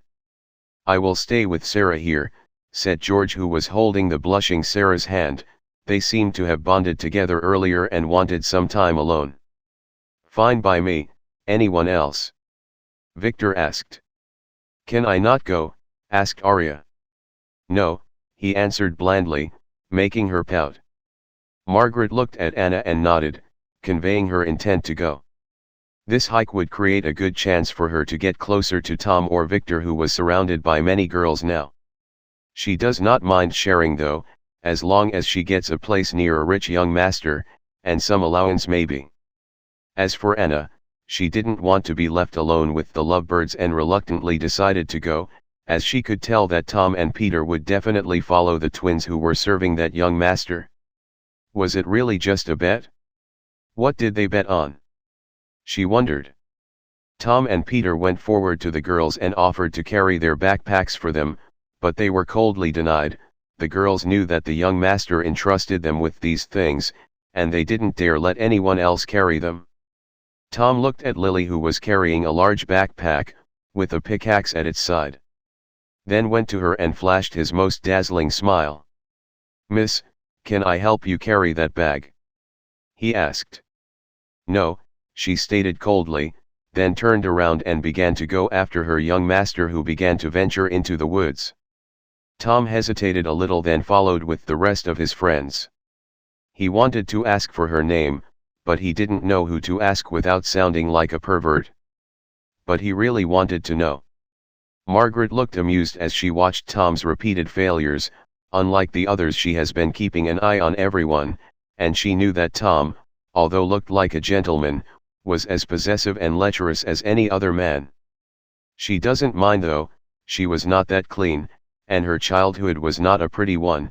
She dated many guys, some were much older than her, and came to know that most of them are just the same, perverts in cheap clothes. But like all girls her age, she yearned for a true lover. So she decided to find some rich young master to be her husband. At the very least she would still be with a rich pervert. At first, she set her eyes on Tom, who became rich overnight. Then she met Victor, and that made her hesitant. She knew Tom from her childhood, knew him enough to read his dirty mind. He was always timid and introverted, but suddenly 1 year ago, after the summer break he returned to school as a new person. He was more confident, charming, and most importantly rich. He said that he won the lottery, but Margaret was not that naive, she could tell that he held some secrets. Then she looked at Victor, who was leading everyone arrogantly. She only met him yesterday, but the feeling she got from him didn't match his image. He looked like an arrogant rich young master. But she had a feeling that this guy was a dangerous monster, and if she messed up with him, he would eat her whole.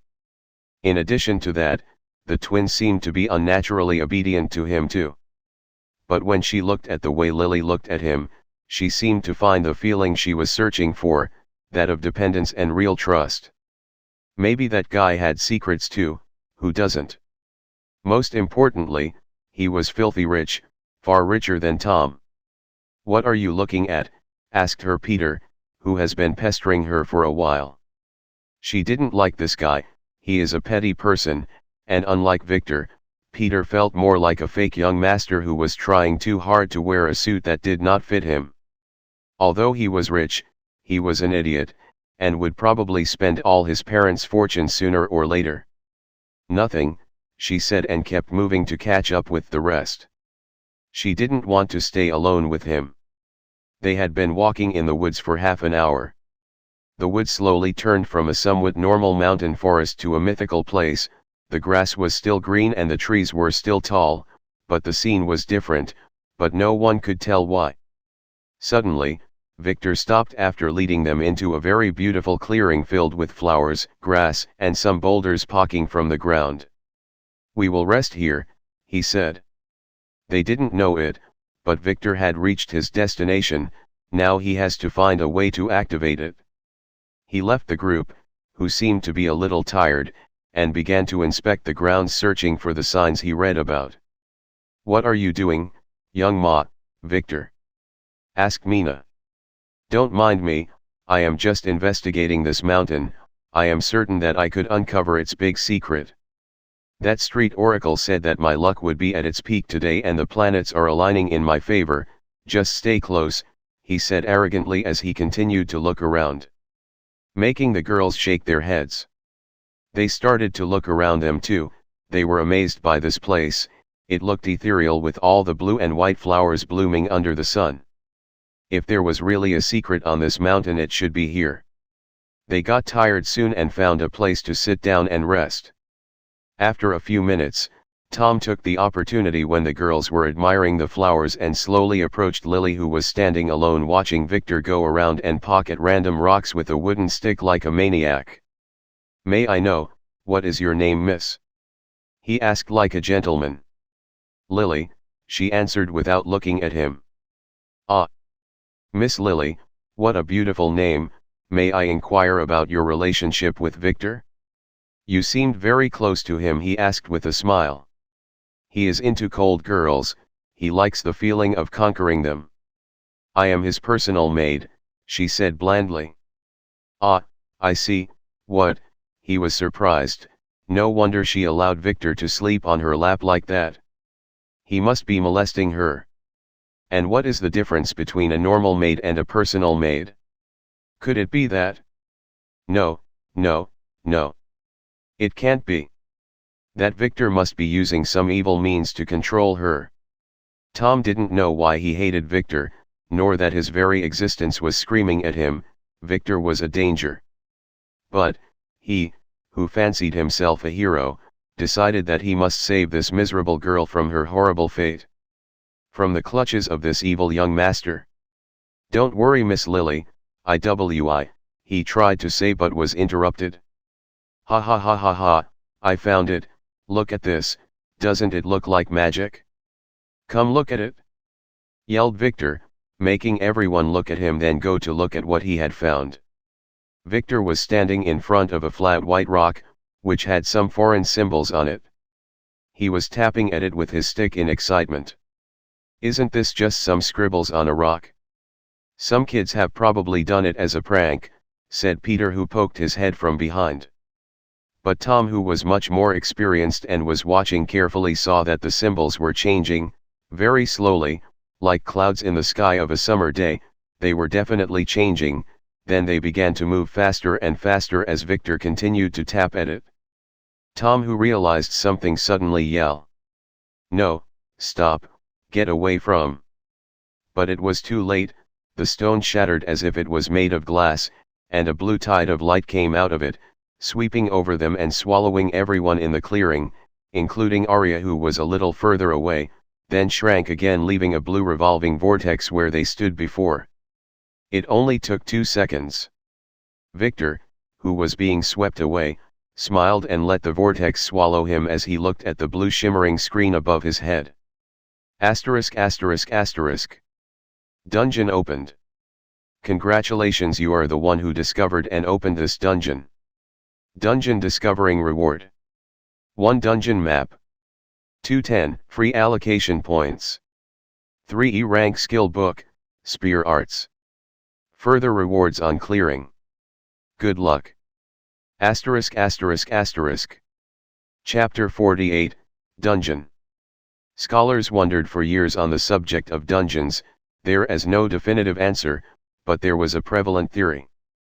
The dungeons are pockets of other worlds. They seem to invade ours by chance. If the world deemed them dangerous, it would confine them with a barrier. However, sooner or later the barrier's energy would deplete and a gate would open, allowing people in at first, and if it was left untreated, the barrier would disappear and what's inside would leave it to wreak havoc into the world. A dungeon was both a blessing and a curse. It contained dangerous monsters and precious metals and herbs. Once a dungeon was cleared of all the things the world deemed dangerous, it would collapse and merge with the world, revealing its treasures to the outside world to be mined. So the world's hidden powers would usually fight over them. But before it is cleared, people can come in but not out.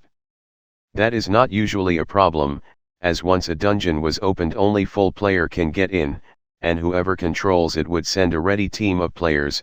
But sometimes if the dungeon opened where people were already standing, it would swallow them regardless of their status. Those people would then be granted a player status. It was called Dungeon Awakening.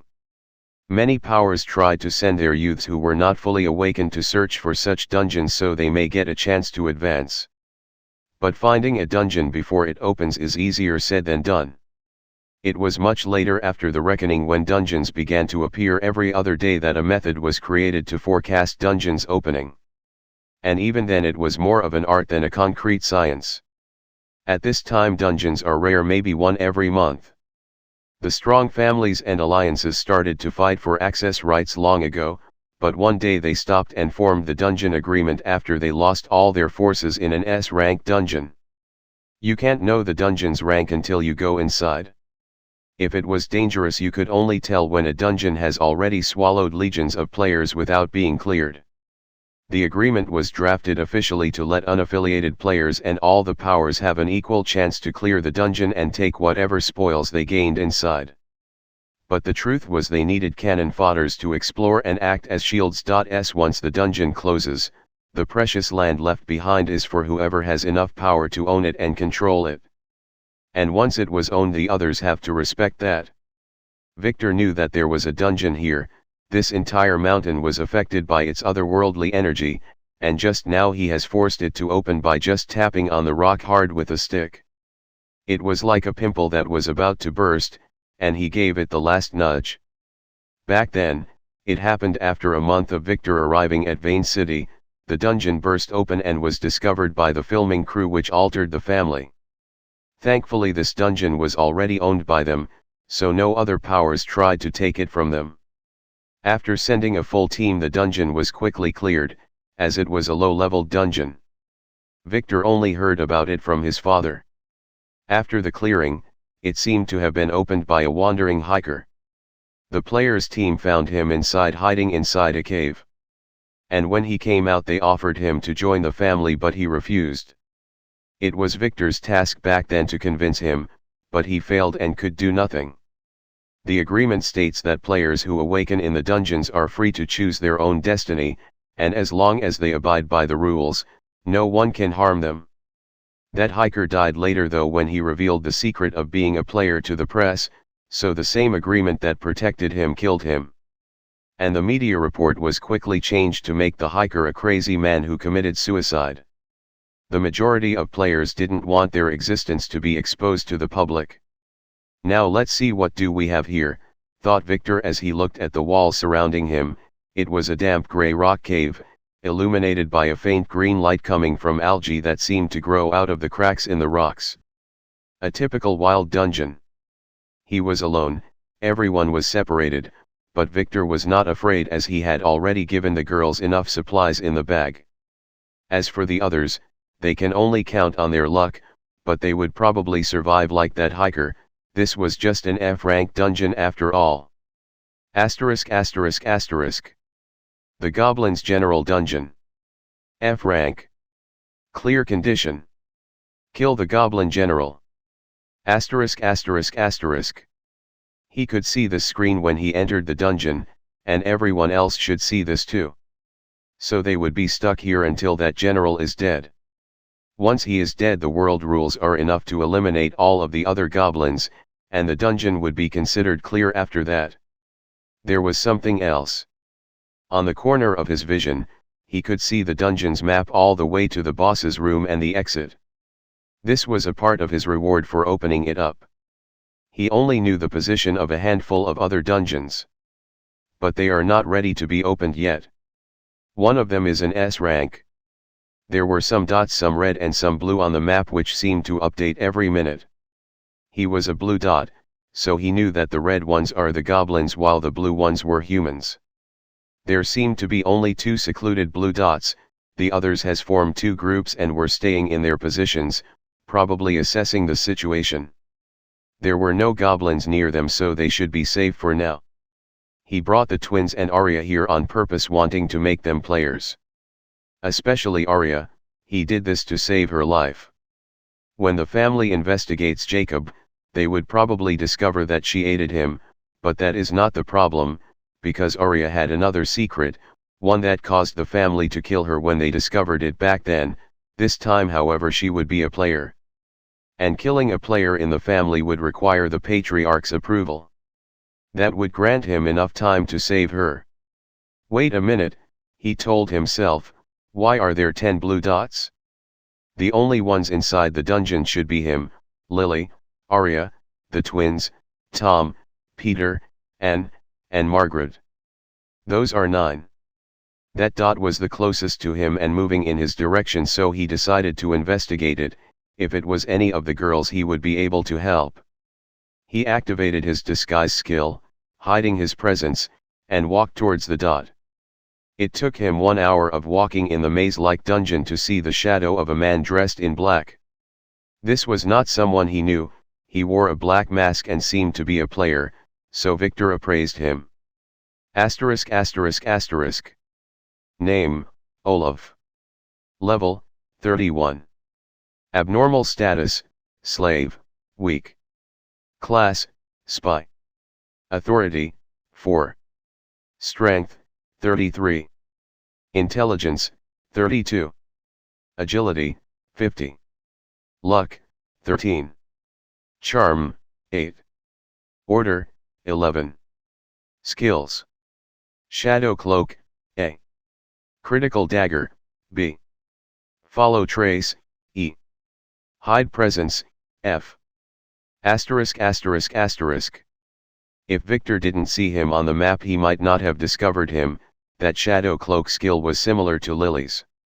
It only works if you didn't know you were there. He observed the man for a few moments, and from his movements art, he could tell that he belonged to his family. But was he sent by his father or the other factions? Does it matter? No. Victor didn't like to be spied on. This guy must have followed him from the mansion, and that meant he had a car, and maybe a partner, but only this guy entered the dungeon with them. Victor showed no hesitation as he took out a dagger he bought yesterday and approached the unsuspecting man. It was as easy as slaying a chicken. The man felt something was wrong, he felt a strange airflow against his skin. He was not alone here. He should be careful, his enemy. He didn't continue that thought. He just felt a cold sensation in his throat and he stopped breathing the next moment. Victor quickly inspected the corpse's back, searching for the family's tattoo, and there it was, a tattoo of 2 daggers over a round shield with a lion's face. This is defiantly not his father's, it was them. They must have sent him to see what happened with Nick, and maybe to gather some incriminating evidence. He searched the man's body and retrieved the recording device. It was an advanced one with many features. Victor didn't try to open it as he knew he didn't have the tools required here, he just used all his strength to crush it, including the memory chip. He stood there watching as the body dissolved by the dungeon's power, leaving only the clothes. So he quickly used his dagger to create some battle damage on them, then left the area with his disguise on. An hour later he reached a stone hall where he noticed 3 red dots were walking nearby. Victor, who was hidden, could easily see their green skin, hooked noses, and large red eyes. They were goblins, one of the weakest sentential monsters. They wore makeshift armor made of some kind of leather, 2 of them had stone knives while the last one had a wooden bow and arrows. He has dealt with those a lot in the past, and he knew their weaknesses. Their defense was that of a human child, but their attacks were deadly. So he approached the one walking behind and pushed his dagger into his heart. He left it there and backed away. As the 2 others began to look around, they thought it was a thrown dagger, so they split up to hide behind big boulders and began to look deep into the cave, so they didn't notice when Victor leisurely smacked them with a large stone on their heads. It only took him a minute to kill one and knock out the 2 others. With his disguise, a low-leveled goblin that didn't have AoE attacks would not discover him, so he had no rivals here. Looking at the unconscious goblin at his feet, he smiled as he took out the ring of the minor masters he stole from Nick.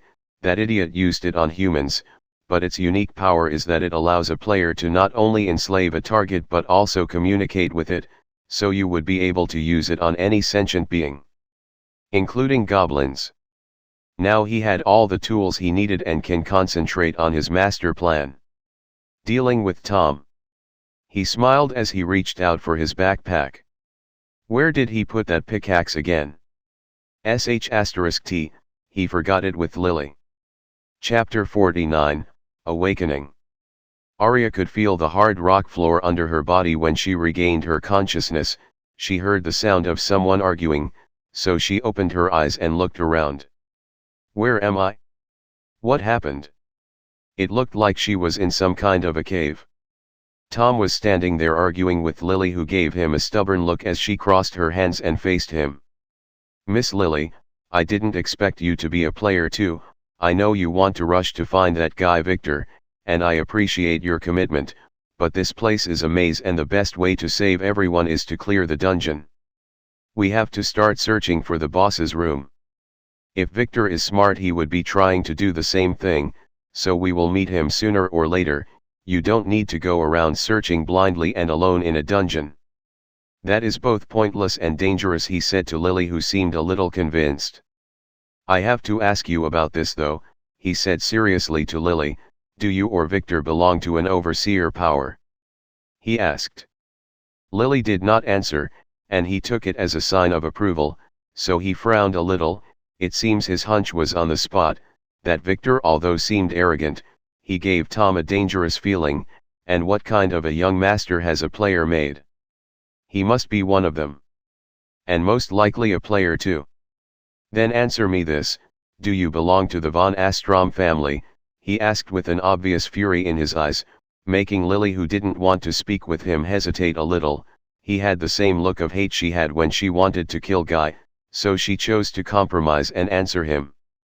No, we have no relationship with them, but I can't tell you which power we belong to without the young master's permission, she said, then sat down and began to inspect the contents of her backpack.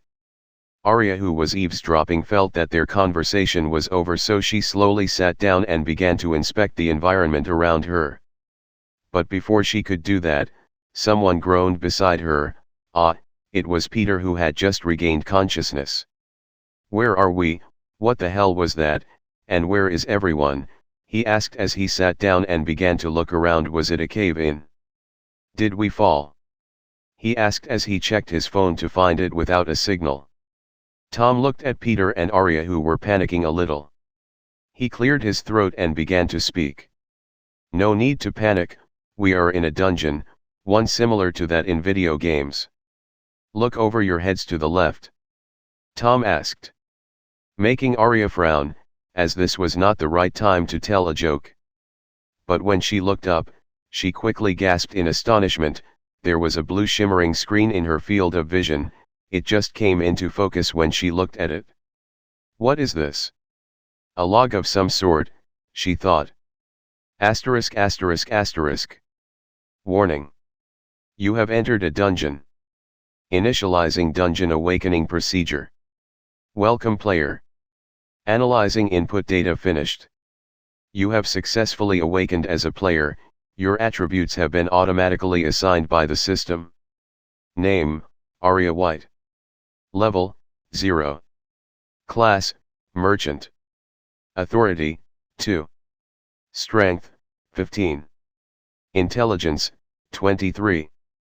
Agility, 13. Luck, 14. Charm, 30. Order, 10. Skills. System store access, level 0. Player market access, level 0. Basic shield, E.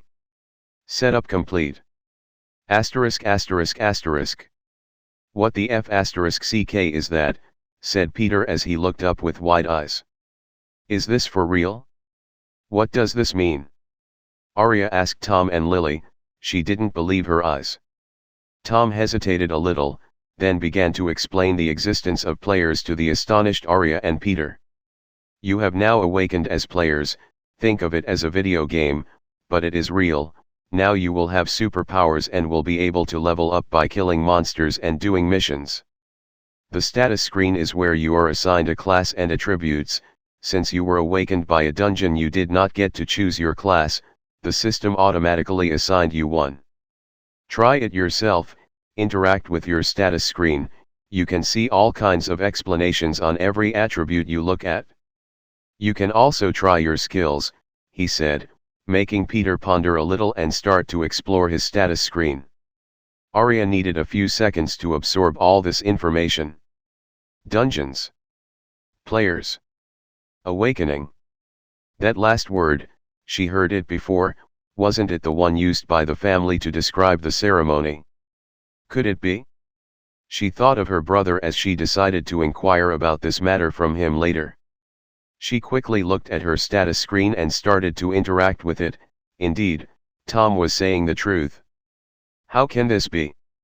This is not scientific, she thought. Ha ha ha, that is truly amazing. Is this for real? Said Peter as he pinched himself. Ah, it hurts. Now I am a superhero and I would get a lot of chicks to like me, he said laughing, making Lily and Aria look at him with disgust. Tom ignored him and continued talking.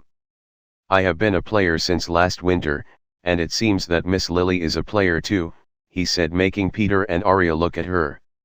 Lily didn't answer, just nodded her head, then turned her head to look into the darkness of a nearby passage as if she was searching for someone.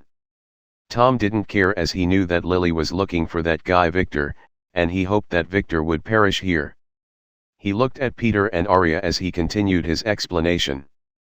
As I told you, this world has many people who awaken the power to be players just like video games. And it has dungeons and monsters too. And we are in such a dungeon. Luckily this one is a low-ranking dungeon as it seems to be a goblin's cave. We would be able to clear it ourselves with some effort. I have been in 2 raids before. Tom said proudly. Why no one talks about these things? Shouldn't players be famous? Peter asked. Well, this world has certain powers. They call themselves the Overseers. They are composed of 5 families, 3 sects, and 1 organization. They have more power than most countries and forbade anyone from disclosing information about the existence of the system and players, Tom answered as he clenched his finger. He seemed to hold some grudge. I have to warn you though, never reveal anything. People died for this before. He added, making Aria and Peter cool down a little. Now I need to know your classes and authority, he said. I am an archer, and I have 2 authority, is that good? Asked Peter. Yes, a fighting class is always good. We will have to find you a bow and some arrows. Most players get 2 authority when they awaken, so that is normal, Tom said. Then he turned to Aria, and you? Miss Aria. Don't tell him, a player shouldn't reveal his class and attributes without a good reason. Your skills are your secret weapon. Suddenly Lily warned Aria before she could answer, making Tom look at her with an inspecting gaze. She was smarter than what he expected. But that did not matter. He turned to face Aria, and convince her. Don't get me wrong, Miss Aria, I just wanted to know about your class so that I can find a suitable role in the fight for you. We might need your help as our only way out of here is by defeating that goblin general. He said with a charming smile. Aria didn't know what to do, but after seeing Tom smile she chose to tell him. She didn't have a powerful class anyway. She thought. I have a merchant class, she said, making Lily frown a little. If Victor was here he would nod his head as if he expected this result. Even a business genius like Aria would fall for Tom's smile. That is how strange the effect of science is on normal people. It was as if they become NPCs in front of them. So unlike Lily, whose fate was already tied firmly to Victor's, Aria didn't feel anything abnormal when she told him.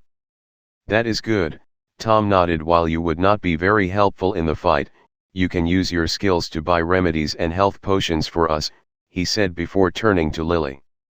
Miss Lily, I really need to know your class to incorporate it into my plan. This is very crucial for our success, he said in a serious tone. When he came to, he found that Lily was awake too. Unlike the other 2 who were still unconscious, he knew that they were being awakened as players. When did she awaken and what are her powers? He really wanted to know. He has pretty much confirmed that she belonged to some power, but that won't stop him, he will get her sooner or later. He thought as he looked at her. This is very important. He pressured her. Tell me yours first, Lily asked, surprising him. She was not that easy to manipulate. I am a warrior, he said, hiding his true class. Like every smart player, you never know when your best friend would betray you for some treasure, especially in a dungeon, where there is no one watching. Ah, me too, I am a dagger warrior, said Lily as she took out a black dagger from her bag, acting as if she was a warrior like him. Tom looked at her but said nothing. He didn't know if she was telling the truth or not, but during the coming fights, everything would become clear. Where do we go now? Asked Peter as he looked at the branching tunnel surrounding them. Nowhere, we should check our equipment and our status first. We don't know how long we would be staying here or when we would get a chance to rest again. Do you have anything useful? He asked. Peter shook his head, then looked at Aria and Lily, who were carrying big backpacks. What about you?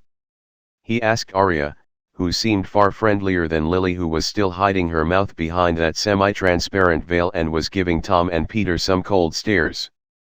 Aria wanted to answer, but she didn't know what was in it. This bag was given to her by Victor, who didn't explain anything. So she quickly opened the bag and inspected its inside. It was full of food bars and some water bottles. But upon further searching, she found that it had a rolled sleeping bag in the bottom, and a medical kit too. Aria was surprised. Why did her brother pack these things? Did he anticipate such a situation? Or was he planning to go on a camping trip? I have a sleeping bag, some food, and a medical kit, she said. Tom nodded his head. It was not unheard of to bring such things when hiking in the wild. Then he turned to Lily. What about you, Miss Lily? The same as Aria's, she answered without even looking. Why is there a pickaxe poking from your bag then? Asked Peter. Private matters, she answered. But sounded unconvinced. Did you or Victor know about this dungeon? Aria suddenly asked her. She had to know.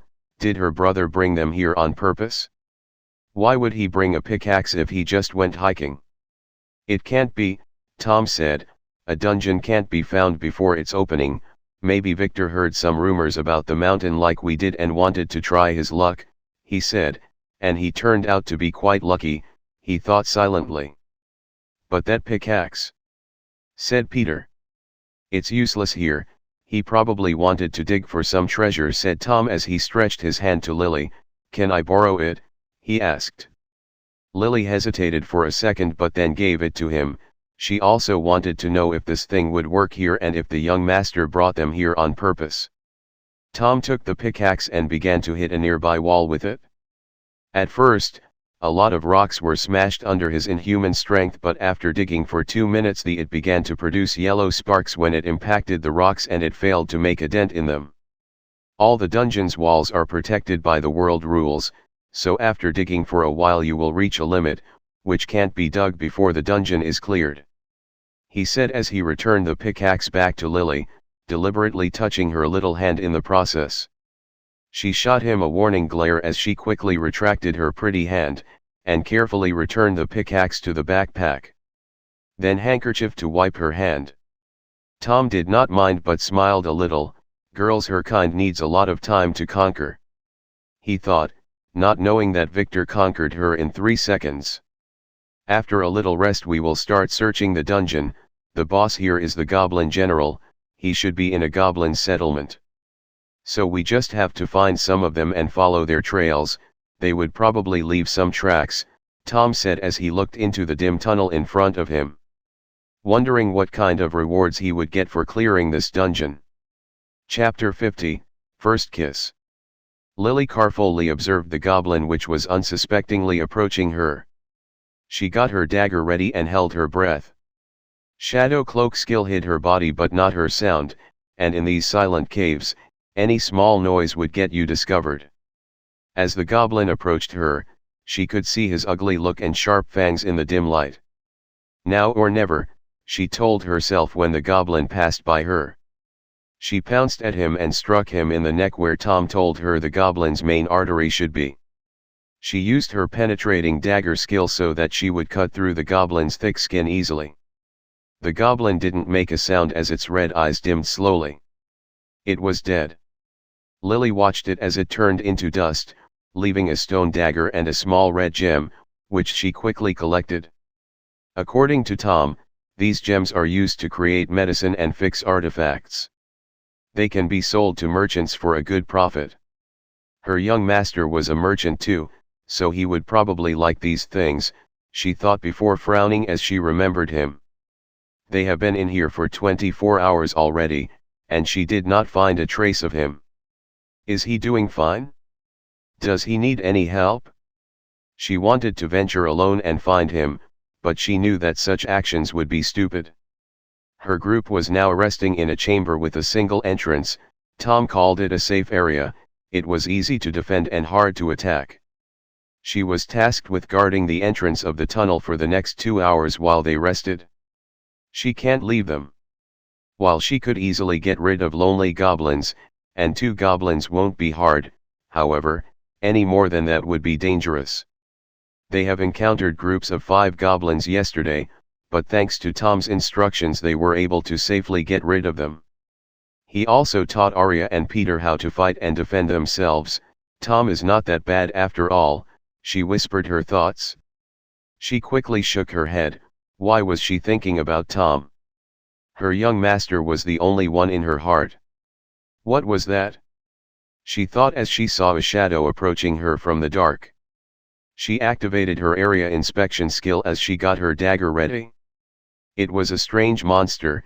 It had the structure and height of a man, but it had a black face, white disheveled hair and grey muddy rags covered its body. And the way it walked was very arrogant, as if the dungeon was its own playground, just like the way her young master would walk. What? You don't recognize your young master anymore? The monster asked, mimicking her young master's voice. Wait, isn't that the young master, she thought. AHH. Young master. Lily screamed and ran into Victor's arms, and put her head into his chest, so that he could embrace her tightly. I was very worried about you, young master, but I couldn't leave and search for you, she said as tears began to fall from her eyes. I am fine, I just had some things to do, he said as he patted her head. What happened to you, young master, why are you covered with all this dust and mud? She asked him as she inspected his body. That's a long story, and I don't need your companions to discover my existence, so keep your voice down, he said, dodging her question as he checked the map to make sure that they were still in their place. Ah, sorry, she whispered. Tell me about everything that happened the moment you entered the dungeon, he said. Lily began to tell him about how she stayed with the others, how they awakened, about her conversation with Tom, and how they began to hunt for goblins as they searched the dungeon. Making Victor frown when he heard that Aria was a merchant. But then he smiled, he can incorporate this into his plan. Thankfully he didn't intend to use a normal poison on Tom, as those can be healed quickly with a healing pill. What he is planning to use was considered medicine by the system, so system skills and medicines would not heal it. In his past life, it was used by one of the imperial concubines on the emperor. He heard that story from a close friend who worked at the palace and was responsible for the investigation. He thought silently about random things as he continued to listen to Lily speak about Tom's achievements. Tom taught us many things, he said. He was in 2 raids before she finished her tale, gaining herself a heavy slap on the butt. Ah, young master, why, she asked. Did you notice that for the last 15 minutes you have been doing nothing but praising that Tom? Weren't you just mumbling about him when you met me? He asked with a smile, making Lily shiver a little, then lower her head in shame. He has been watching her when she killed that goblin, he wanted to make sure that she was alone. I am sorry, young master, I don't know why, I just have this strange feeling about him, but I only have the young master in my heart, she said as a few tears dropped from her eyes. Victor knew exactly what was she feeling, it was Tom's fate beginning to affect her. She wants to like that Tom, but her connection with Victor was still stronger and was helping her resist. Don't worry, she heard her young master say as he pinched her chin and removed her veil on her mouth before kissing her red lips softly.